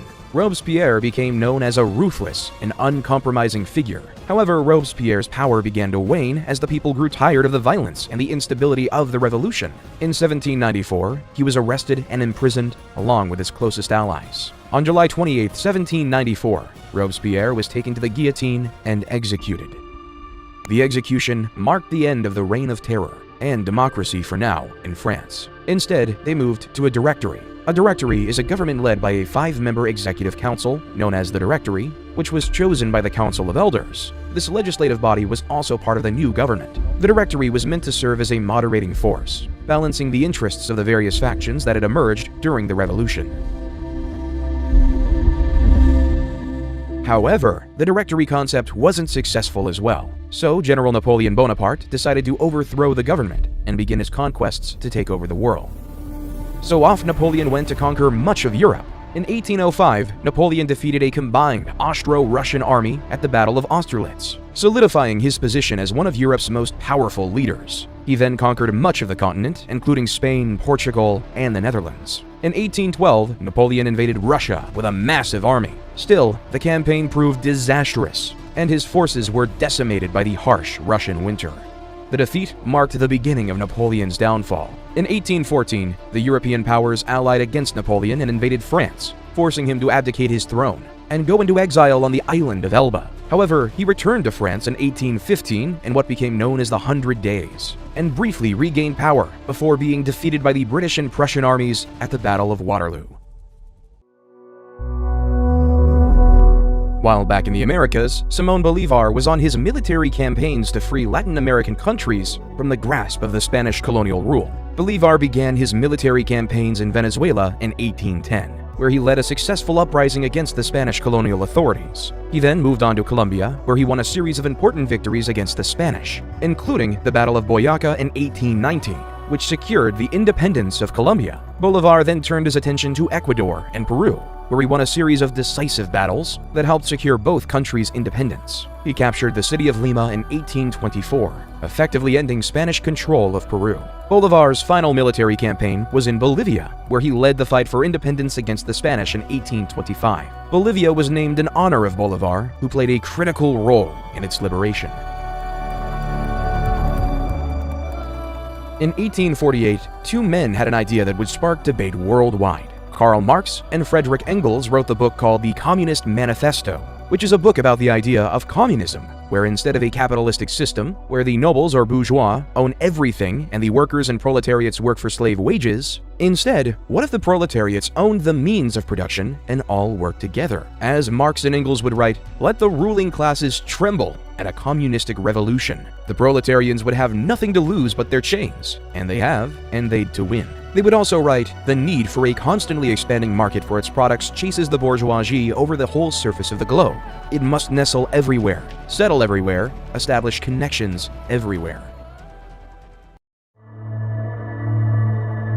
Right after the writing of the Communist Manifesto began a period in Europe known as the Scramble for Africa. It all began in the 1870s when European countries began to explore the interior of Africa, looking for new territories to claim and resources to exploit. At first, the European powers were cautious, sending explorers and missionaries into Africa to establish trade networks and alliances with local leaders. However, as competition increased, the European powers became more aggressive in their tactics. They used military force to establish colonies and protectorates, and they engaged in diplomatic maneuvering and propaganda campaigns to gain the support of local populations. One of the most ruthless tactics the European powers used was dividing Africa into artificial borders and creating new ethnic and linguistic divisions. This created tensions and conflicts between different African groups, which the Europeans used to their advantage, creating a European stronghold over the continent of Africa to increase their profits. The scramble for Africa came to an end as a result of several factors, including changing international politics, economic realities, and rising African nationalism.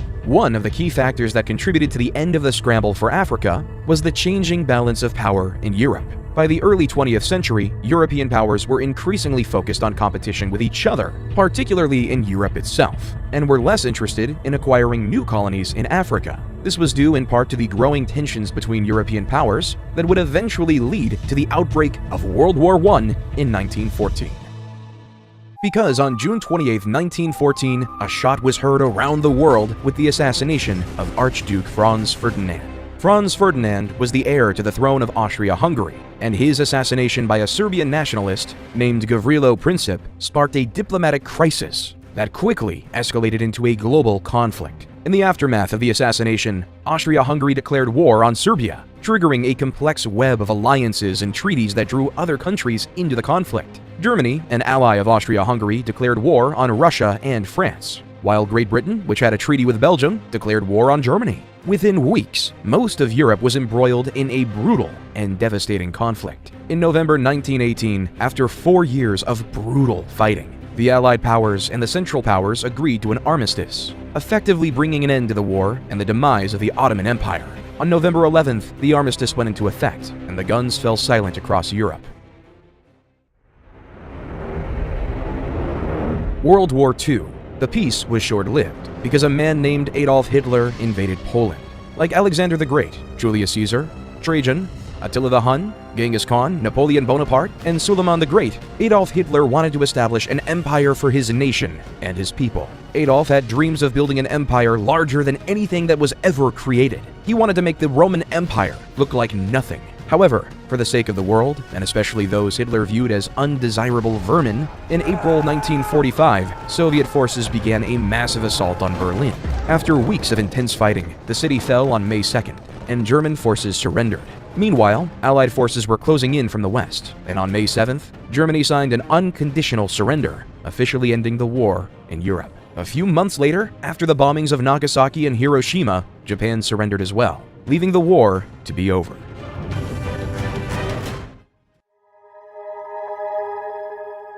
From World War II on, the world has faced a technological revolution. With Alan Turing's invention of the computer during the war, the world became global. For 50 years, America and the Soviet Union were at war, despite the fact that they were on two totally different continents. In 1969, Neil Armstrong landed on the moon, saying, "One small step for man, one giant leap for mankind."